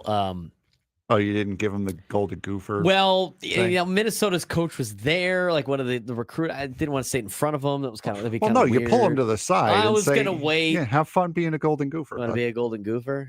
He's going there this weekend, so it'd be cool to see that. But anyway, yeah, $20 parking on Friday and Saturday there via the $3 that it was yesterday. Would you rather be a golden goofer or a Purdoof? Still in the Big definitely 10. A golden goofer. You're still in the Big Ten. It's definitely a golden goofer. You ever been to West Lafayette, Indiana? I've been through it. Yeah, that's not great either. Where's that guy? Where's that Notre Dame guy that was all upset about me making fun of the state of Indiana? That is a boring state, dude. That is such a boring state. The whole part of that argument, by the way, was like they have nothing to do in those towns except for go to the football games. And he's like, "What are you talking about? It's packed on Notre Dame Saturdays." You're proving my point, dog. Proving my point doesn't make it less true. Yeah, unless you guys are playing on a Tuesday night, ain't nothing going on in Indiana except for cow tipping, maybe. Anybody done that before? That seems like a lot of effort, and it's poor cow. Now tractor tipping. Lots of farmers markets out there in Indiana. Nate's on it. All right. The Thanksgiving conversation got cut short because of the expected phone call. Phone call we were just kind of late on. All right. So you said white meat turkey with the skin. Juicy white meat turkey with the skin. Yes. Juicy is the most important part. You said out on gravy, out on sweet potatoes. I was talking about the sweet potatoes before.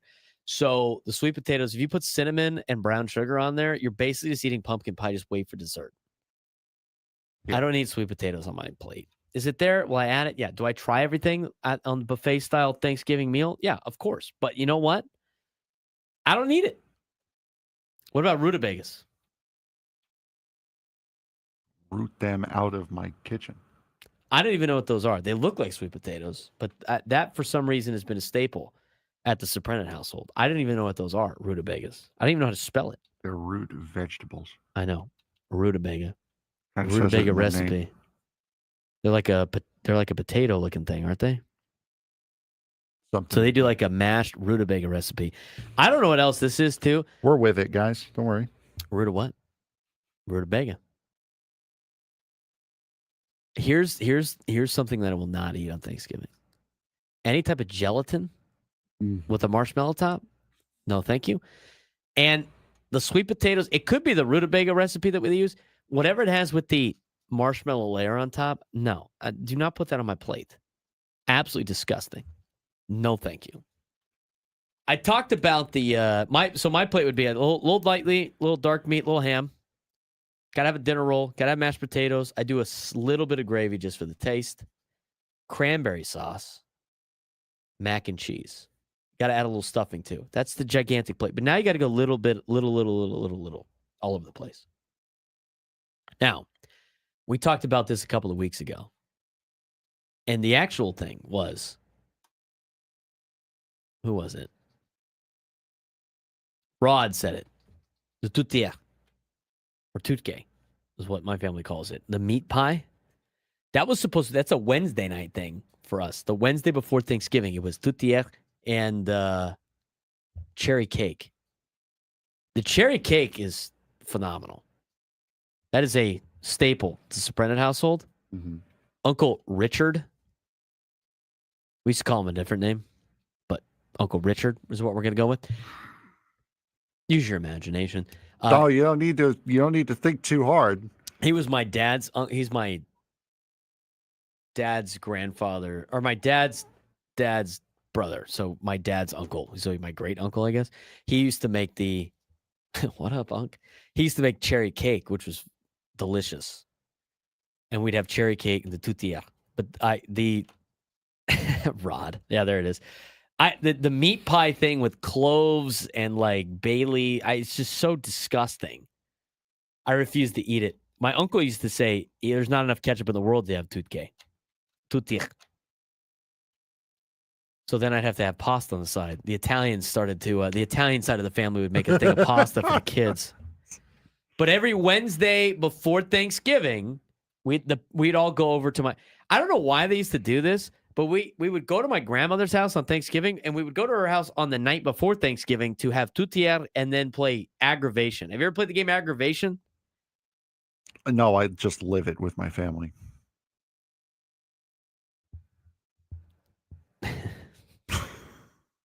Some of these comments in the chat. Turkey sandwich needs Miracle Whip. Gross. Oh, God. No gravy. I said I'd have gravy, man. Give me a break. The meat pie is disgusting. So bad. Awful.